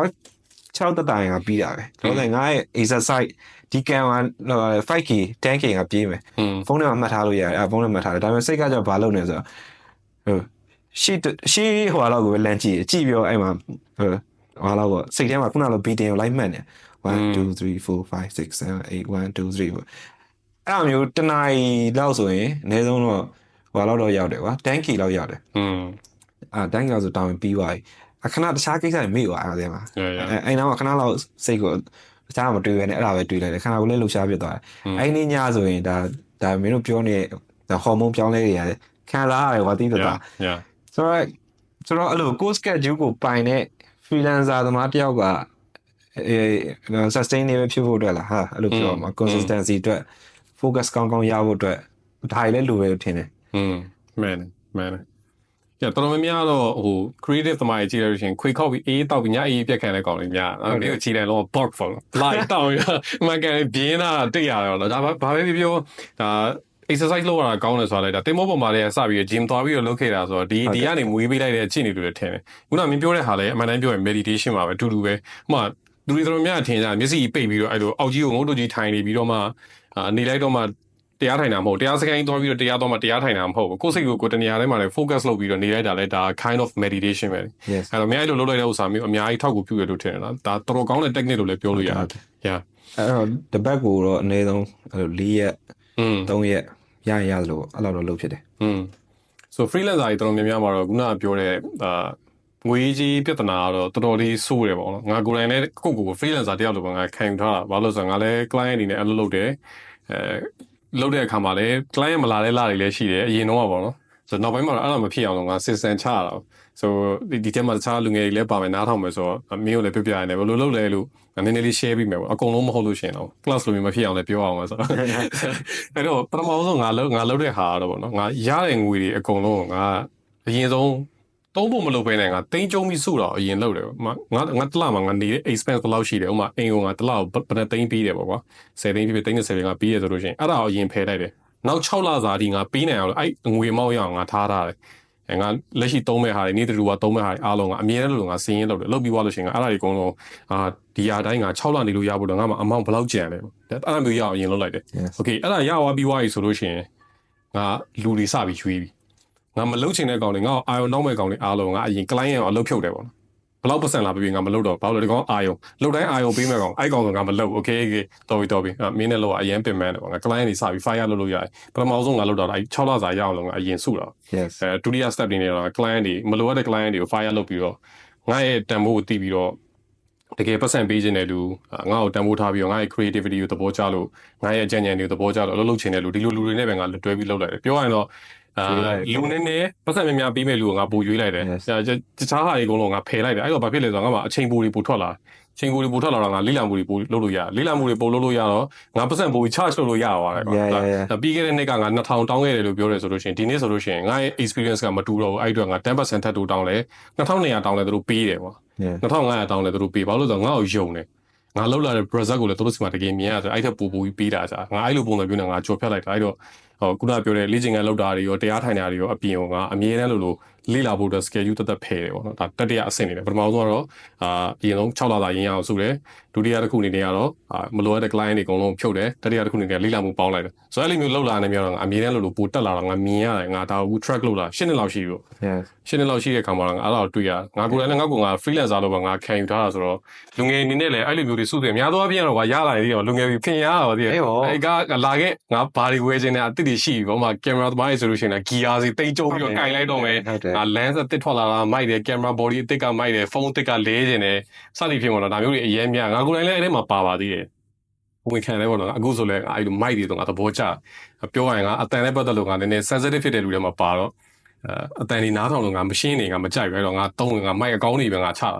ာမတက်နိုင်ဘူးလားငါမတုံးအေးငါကြိုက်ပြီလားငါတခါအမုန်းအဲ့ကောင်ဘလောက်ပေးရငါရှိတာအကုန်ကုန်ကူစီလုတ်တဲ့အကျင့်တွေရှိတယ်ပေါ့ဒါပေမဲ့နောက်ပိုင်းတော့ငါပြန်ထိန်းရတယ်โอเคငါဒါတွေလုတ်လိုက်လို့လဲငါဘာလို့စားမှာလဲပေါ့အကောင်မလေးပေးတယ်လို့ပြောရဆိုလို့ရှိရင်နေရတစ်ချိန်ကြာလို့ရှိရင် production house ထောင်ပြီးရိုက်စားတော့မှာလားဒါကြောင့်လို့ gear တွေစုတယ်လားပေါ့ဟို American မဟုတ်ငါဟိုအဲ့လို clear ကြိုက်ယောက်ျားလေးတွေမှာလည်းအဲ့လိုမျိုးရှိမယ်ထင်တယ်အဲ့တော့ freelancer တွေအနေနဲ့ကတော့အဲ့ step 3ခုလောက်တော့ငါလည်းလုပ်တင်တယ်လို့ထင်ဟုတ်တယ် yeah well organize ပေါ့နော်ဒါမျိုးဆိုတာအများနဲ့ organize လုပ်ဖို့ပဲ time manage လုပ်ဖို့ဟိုလှုံ့ဆော်နေတဲ့လူဆိုတော့ငါလည်းသင်ရပါတယ်ကြည်နေတယ် post တွေကြည်နေတယ်တရက်မင်း Telegram မှာလွတ်နေတဲ့ဟာတွေကထိုင်ပြီးတော့ဟိုတခါကြုံလို့တခါကျရင်တခါတမင်တကာတော့ကြည့်ရတခါကျရင်လည်းကြုံလို့ဟိုတခုဆိုလည်းတခုအဲ့မှာ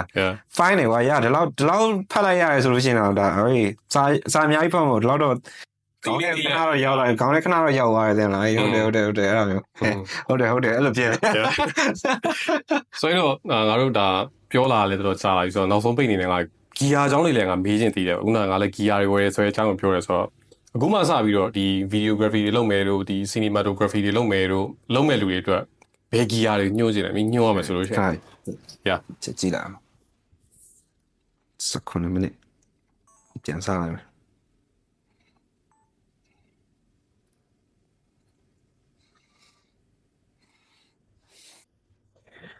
okay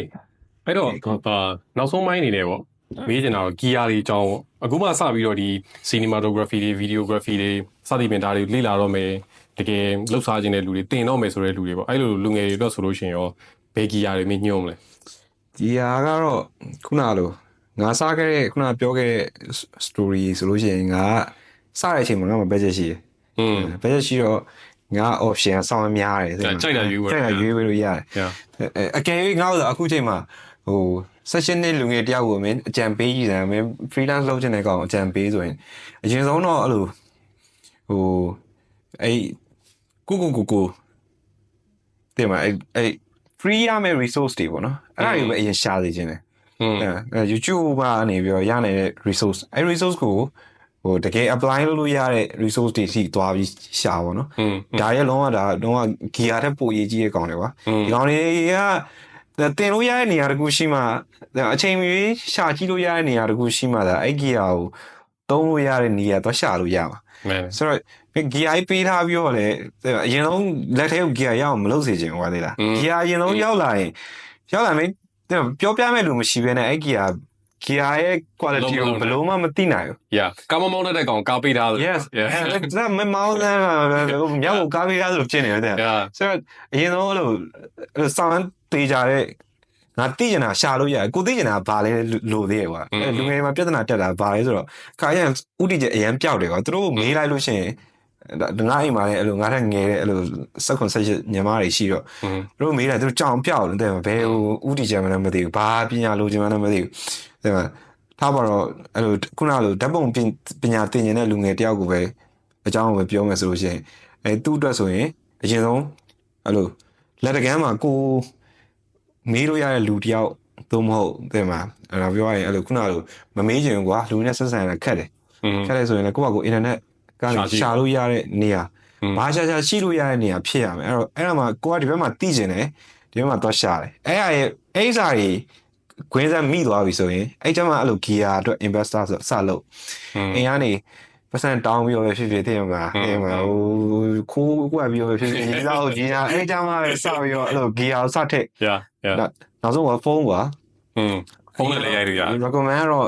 main recommend တော့လူတိုင်းလက်ထဲမှာဖုန်းရှိတယ် photography ပဲဖြစ် videography ပဲဖြစ်ဖုန်းနဲ့စတင်တယ်ဖုန်းနဲ့ဆိုလို့ရှိရင်အများကြီးပဲလုပ်လို့ရတဲ့ range တွေအများကြီးရှိတယ်ဆိုတော့နောက်ဆုံးကြော်ညာပါအရန်ကျွတ်လာလို့ရှိရင် TikTok မှာတင်မှာကျွန်တော်တွေ့ပါတယ်တချို့ chat တွေဆိုရင်ဒီကောင်တွေဆိုတော်တော်ကျွတ်နေပြီကွာတဲ့လားအဲ့လိုဖုန်းနဲ့ပဲရိုက်ပြီးပတ်စံရှာနေတဲ့ကောင်တွေအများကြီးရှိတယ်ဒါတွေသိစေချင်တယ်ကွာတဲ့လားဆိုတော့ဖုန်းကြီးကင်ထားပြီးတော့ဘယ်ကစမှမသိဘူးလို့ပါလို့ဆိုရင်အားတဲ့မှာကိုအရန်နောက်ကျနေပြီလို့ပဲတွေးထားလိုက်တော့အကောင်းဆုံးကတော့ဖုန်းရှိတယ်ဖုန်းနဲ့မှာရှိတဲ့ exposure တွေကိုကလီကြီး manual ရိုက်တဲ့ဖုန်းမှာလည်း auto နဲ့ manual ရှိတယ် manual mode ချိန် manual mode မရလို့ရှိရင်အဲ့မှာapp တွေရှိတယ် manual app တွေရှိတယ် manual app တွေဝယ်ပြီးတော့ DSLR နဲ့အနည်းဆုံးလုပ်ထားတဲ့ဟာတွေရှိတယ် IS solution စိတ်ချကြည့်လိုက်ဒါတွေတော့အတူတူပဲပါတည်းဘာမှမဖြစ်ဘူးဆိုတော့အဲ့ free app တွေ UV down ကြည့်လို့ရှိရင် DSLR တွေမှာအလုပ်လုပ်နေတဲ့ပုံတွေကိုအနည်းဆုံးသွားတွေ့ရမှာကွာသူ function တွေသိရမယ်နောက်ဆုံး triangle လောက်နားလည်သွားပြီဆိုလို့ရှိရင်အလုပ်ကဖြစ်ပြီပေါ့ exposure triangle လောက်သိသွားပြီဆိုရင်ဒါ DSLR ပြောင်းကြိုင်လို့ရှိရင်ကိုယ့်အတွက်အရင်မစိမ့်နေတော့ဘူးဆိုတော့အဲ့ဒါတွေနဲ့စတယ်နောက်ပြီးရင်ဒါ brief ဟိုပါပေါ့နော်ရိုက်ကွေးလုပ်တဲ့အကြောင်းပြောရရင် creative လုပ်တော့မယ်ဆိုတာနဲ့ရိုက်ကွေးပြီးတာနဲ့ output ကဘာနဲ့ထုတ်မှာလဲသိပါလားဒါ post production အကြောင်းဖုန်းထဲမှာလည်း post production ရနေသေးတယ်နောက်တစ်မျိုးသိမလား CapCut ရှိတယ် TikTok ကtemplate သုံးတာတွေတော့မပြောဘူး TikTok ကိုလည်း manual cut တွေစီကြည့်လိုက်manual cut တွေစီလို့ရတယ်နောက်ဆုံးကတဲ့ video တော့မှ conversation လေ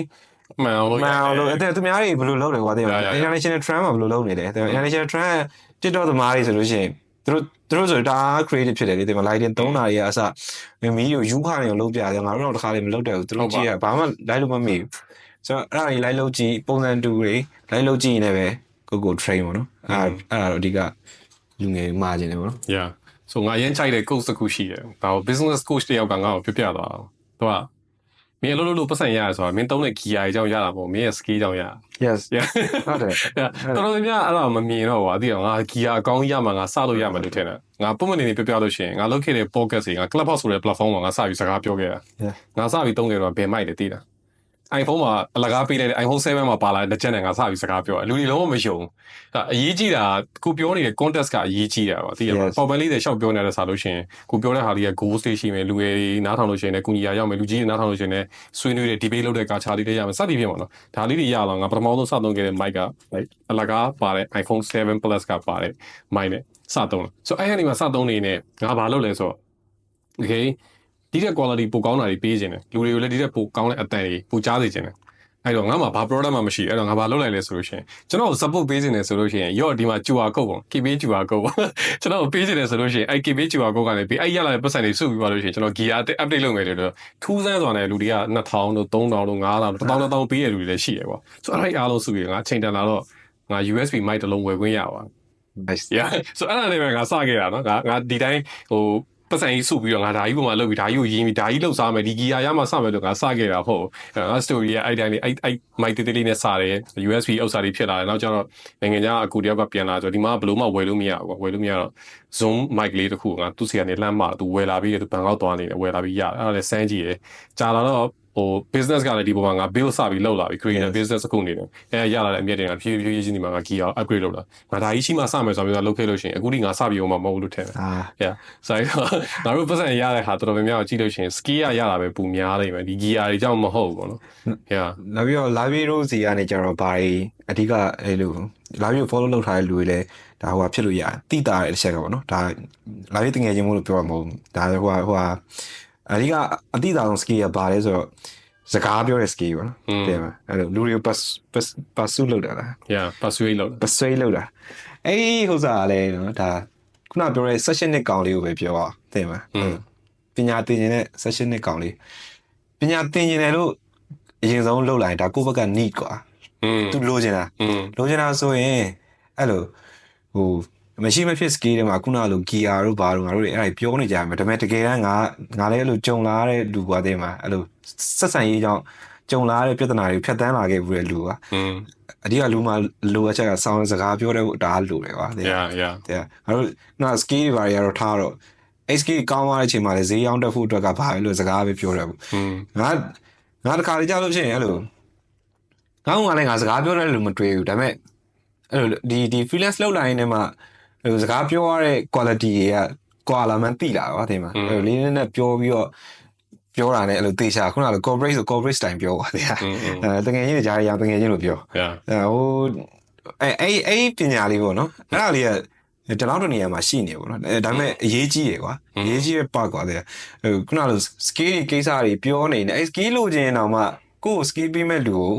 ုဒီမှာကိုဘယ်လိုပြောမလဲပေါ့နော်အဲ့ဒါလေးတဲ့မှာအဲ့လိုနောက်လာမဲ့လူငယ်တွေအဲ့လို train နေခြင်းတယ်စကားပြောရအောင်နားထောင်တဲ့ skill ရောဒီမှာနားထောင်ပြောပြီးပြန်နားထောင်ပြီးပြန်ပြောအဲ့ကိစ္စကလည်းငါထင်တယ်အရင်တော်တော့ကြီးတော့မဟုတ်လူတိုင်းလည်းမပြောပြဘူးအဲ့ဒါငါအမြဲတမ်းလူငယ်တွေတွေ့လို့ရှိရင်လူငယ်တွေက16 19ကလေးတွေကဟို shyness ကတအားကြီးတယ်ကွာငါတို့လည်းဖြတ်တန်းမှုပါတယ်မြန်မာမင်း international school မှာပဲကြောင်းတက်တဲ့အဲ့ section 19အရွယ်ကြီးတာသူတိုင်ပတ်နေတာဘာလဲဆိုတော့အဲ့လိုသူတို့ဟိုလိုယုံကြည်သွားပြီဆိုတော့မှဒါစကားတွေအရင်သူတို့ quality တွေကသိရတာမဟုတ်လို့ချင်းအဲ့လိုဒီဇိန်းတို့ဘာလို့ကြားရရောက်သွားရင်အဲ့လို communicate လုပ်ရခက်တယ်ကွာဒါပေမဲ့ live ဟိုပါပေါ့အသက်ကြီးလာနေတော့လူကြားတိုးလာနေတော့ဖြစ်လာမှာဒါပေမဲ့စောသိခဲ့လို့ပေါင်းလာသူများလည်းပို့ပြီးအများကြီးတောင်းလာတယ်အဲ့ဒါပြောတာငါအဲ့ဒါအများကြီးတွေ့ရတယ်ကလေးတွေ့လို့ရှိရင်အဲ့လိုစကားပြောတာဟိုစကားပြောတဲ့ဥစ္စာအများကြီးဟိုကိုရောကလည်းဖြစ်တာပဲဒါပေမဲ့ဖြစ်စေချင်တယ်အဲ့စကားပြောတော့ skill တစ်ခုနဲ့မြင်စေချင်တယ်ပေါ့နော်ငါထင်တာတော့နောက်ပိုင်းကလေးတွေကဒီစကားပြောဖို့တိတ်မလို့တော့သူက test base လို့ဖြစ်သွားတော်တော်များ chatting ပဲလုပ်ကြတာဆိုတော့လေစာနဲ့ရိုက်ပြီးပဲစကားပြောသူတို့ပါဇက်က mute ဖြစ်သွားတော့ဒီစကားလုံးတွေစီရတယ်တိတ်မသိတော့ချက်လို့ရှိရင်လည်းစာသားအပြည့်မရေးဘူးသိရမှာတူတွေပဲပြည့်စည်နေတယ်မှာလေအဲ့မှာလေကသူငါစိတ်ပိုင်းဆိုင်ရာတွေငါလေ့လာတော့ပါတော့တွေ့တယ်ဆိုစာရိုက်တယ်ဆိုလို့ရှိရင်စာဒီလိုရိုက်တယ်မလားဒါပေမဲ့စိတ်ထဲမှာအဲ့စကားလုံးကိုကပြောနေတာအဲ့လိုအတူတွေရိုက်တာတွေများလာတယ်အပြောင်တွေရိုက်တာတွေများလာရင်ကြာလာလို့ရှိရင်ကိုယ့်ရဲ့ပါဇက်ကထွက်လာတဲ့အပန်ဟိုကလည်းအဲ့အတူတွေအပြောင်တွေပဲဖြစ်လာအဲ့တော့လူကြီးတွေမှာဘောင်မဝင်တော့ကွာတင်ပေးခြင်းတယ်နော်မင်းတို့ချစ်လို့တဲ့မှာမင်းရုပ်လေးကြတဲ့မှာအဲ့လိုဟိုဟာဖြစ်နေတယ်စကားပြောပေးခြင်းတယ်ဒါပေမဲ့အဲ့အပြုတ်မှုနဲ့စကား behavior နဲ့အဲ့လိုတဲ့မှာဟို behavior ကတော့နောက်မှထားပါတော့ကလေးဆိုပြီးတော့နားလည်းပေးလို့ရတယ်ဒါပေမဲ့ပြောရဆိုတာမတက်လို့ရှိရင်တဲ့မှာလူကိုကြောက်နေစရာမလိုပါကိုယ့်ထက်ကြီးလို့ဘာမှမလိုဒါပေမဲ့ဒီဘက်ကောင်တွေအဲ့ဒါတော့သိတယ်ဒါပေမဲ့တကယ်တမ်းဟို well communicate ဖြစ်လာဆိုတော့မဖြစ်ဘူးအဲ့တော့ငါတကယ်ဟိုတဲ့မှာဘယ်လူငယ်နဲ့ပဲတွေ့တယ်ကလေးနဲ့တွေ့တယ်ငါအရင်တော့ကိုလူကြီးလို့ဘယ်တော့မှမတွေ့ဘူးကွာဒါပေမဲ့နောက်ပိုင်းမှာကျတော့ခဏတွေ့လာငါတို့စာကယ်ကိုရောက်လာတယ်တဲ့16 17အရွယ်လေးတွေကတဲ့လူကောင်အထွားကြီးနေရောက်လာတယ်ဘာလဲလူကြီးကကိုတဲ့အဲ့လိုအကောင်ထော်ကြီးတွေနဲ့လူကြီးလို့ထားနေတခါနှခမ်းမွေးတွေပါနေစကားပြောရင်ဒီကောင်တိုင်ပတ်နေဟုတ်တယ်ပါရှက်သလိုကြောက်သလိုနဲ့တော်တော်များများတွေ့ရတဲ့ကိစ္စအဲ့လိုငါတို့မြန်မာတွေပို့ဆိုးပါတယ်မြန်မာ community ကလူတွေအဲ့လို international ကလေးဆိုလဲအရန် international school တွေမှာကျောင်းတော့ဟို video တက်ပုံကတော်တော်ရိုက်ရတာဟုတ်သူတို့တွေနဲ့ ပုံမှန်ငါတို့လိုအကြောင်းအစိုးရအကြောင်းမှာတက်လာတဲ့ကလေးတွေနဲ့လည်းဂျားထဲမှာကွာခြားချက်တွေရှိတယ်ဒါပေမဲ့အဲ့လောက်ထိကိုပွင့်လင်းနေပြီရောဒါလူတွေကိုဆက်ဆံတဲ့ပုံစံတွေကလိုအပ်ချက်တွေရှိလိုအပ်တယ်ဆိုတော့မင်းကတခြား editing tools တွေနဲ့ပတ်သက်လို့ရှိရင်ရောပေါ့နော်ခုနကတော့ gear စင်ပြီးတော့ဖုန်းနဲ့လည်းရိုက်လို့ရတယ်ရှိတာဒီနဲ့စ skill ကပိုရေးကြည့်တယ်လို့ပြောခဲ့ရဆိုပေမဲ့တကယ်လို့ editing tools တွေထဲမှာလေ့လာမယ်ဆိုလို့ရှိရင်တော့ဘယ် editing tools တွေကြိုက်ကိုယ်တိုင်ကဘာတွေသုံးလဲလောလောဆယ်လက်ရှိကproject တော်များများကို video project ဆိုလို့ရှိရင် DaVinci သုံးတယ်ဓာတ်ပုံကတော့ Lightroom ပေါ့နော်လိုရ Photoshop Photoshop Lightroom သုံးတယ် Lightroom သုံးတယ်ပြီးသွားရင်DaVinci ပဲအဓိကသုံးတယ်ပေါ့ DaVinci okay DaVinci ကတော့ညွှန်းပါတယ်တော်များသုံးကြည့်ပါ Premiere Pro သုံးတဲ့လူတွေကPremiere Pro ကနေလာတာပဲငါ base က Premiere Pro ပဲဒါပေမဲ့နောက်ပိုင်းမှာအဲ့လိုနားမှာရှိတဲ့ computer ရဲ့ spec ကအဲ့ Premiere Pro မှာတင်မှာတအားလေးလာတယ်ဟာတင်လေးလာပြီးတော့အဲ့လို processing rate ကတအားကြာလာတော့DaVinci ပြောင်းပြီးသုံးကြည့်လိုက်တာအရင်မြန်သွားသိတာအရင်မြန်သွားတော့တင်မှာရွှေပဲအဲ့လိုဖြစ်နေခံစားချက်ကစအရင်ပြောင်းလဲသွားတော့အဲ့ဒီစပြီးတော့ပြီးတော့ free ကွာ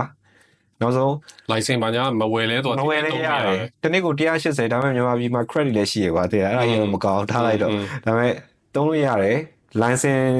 သူစီက download ဆွဲပြီးနေအဲ့ free သုံးလို့ရတယ်နောက်ပြီးရင် CapCut ကိုသင်နေတဲ့အချိန်မှာ DaVinci ကိုတွတ်တင်တိတ်မကွာဘူးကွာတိတ်မကွာဘူး DaVinci ရဲ့ CapCut က step 5ခုလောက်ပဲပိုဝင်ပိုလာမှာဒါပေမဲ့ professional tools ဖြစ်သွားတော့အဲ့ဒါပဲခေါ်ပေါ်တွေကတော့တူနေပြီ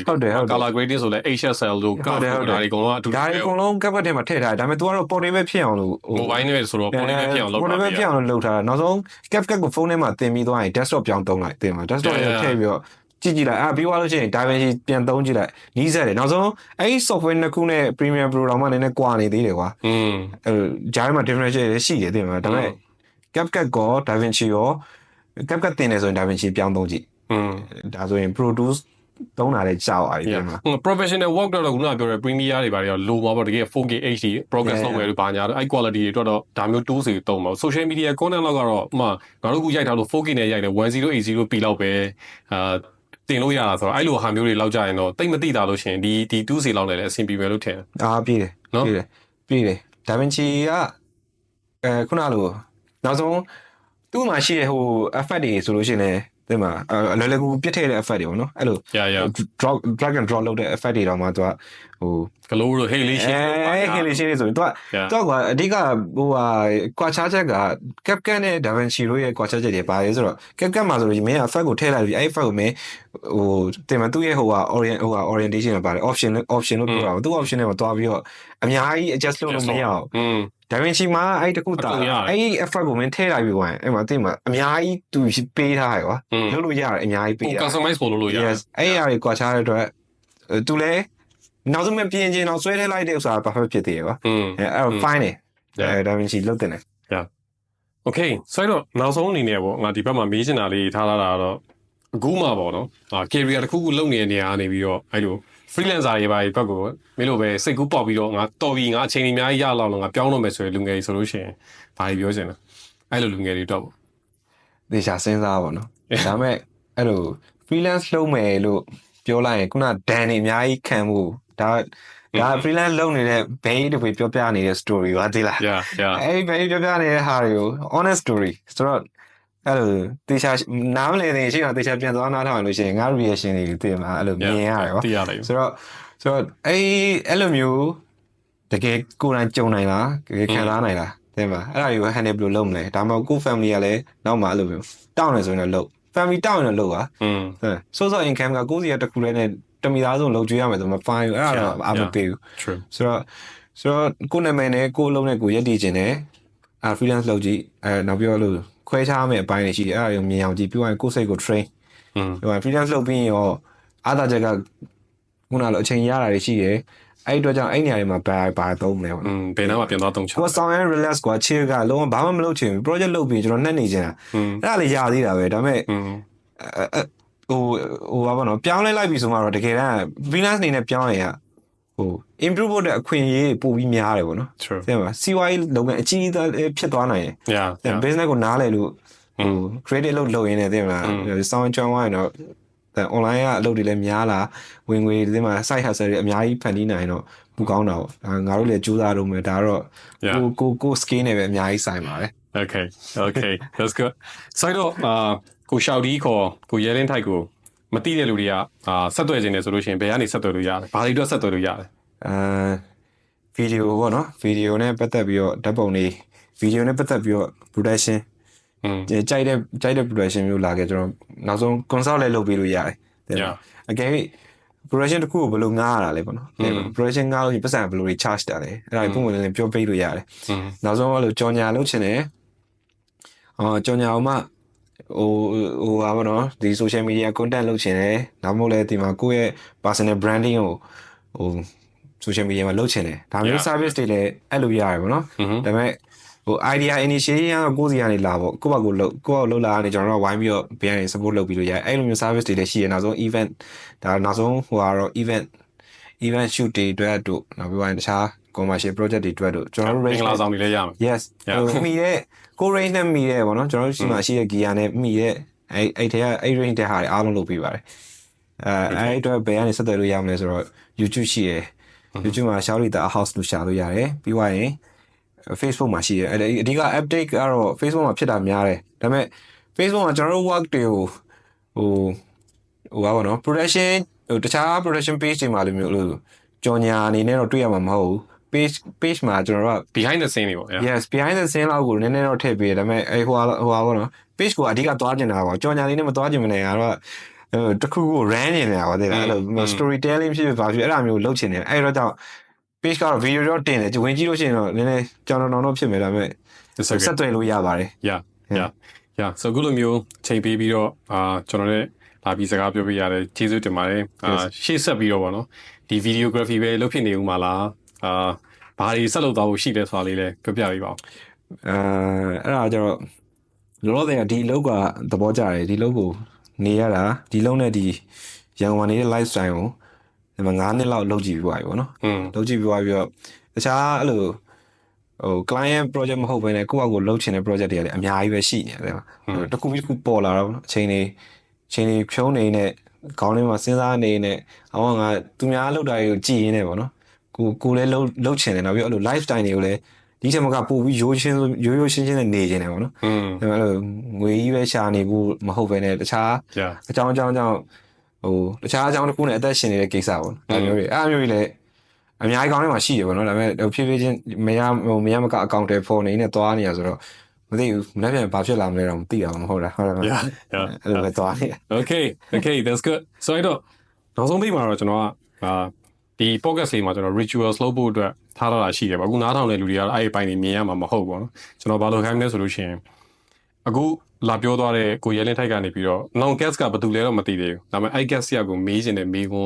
းနှစ်ခုပေါ့အဲ့နှစ်ခုခဏနေလို့ရှိရင်ကျွန်တော်ဒီ episode record လုပ်ပြီးသွားလို့ရှိရင်ပေးခဲ့ဖို့အတွက်ကျွန်တော် request လုပ်ချင်ပါတယ်အဲ့တော့လေ7မိနစ်15မိနစ်ချိန်ရပါတယ် easy စဉ်းစားပြီးတော့เนาะအဲ့လိုမျိုးလုပ်ပါအခုနားထောင်တဲ့လူငယ်တွေထဲမှာလည်းတကယ်လို့များပေါ့ကိုရဲလင်းထိုက်စီကနေပြီးတော့ပညာစီးပူးခြင်းတယ်ဆိုပြီးတော့လာပြောခြင်းတယ်ဆိုလို့ရှိရင်ရောလက်ခံမှုရှိလား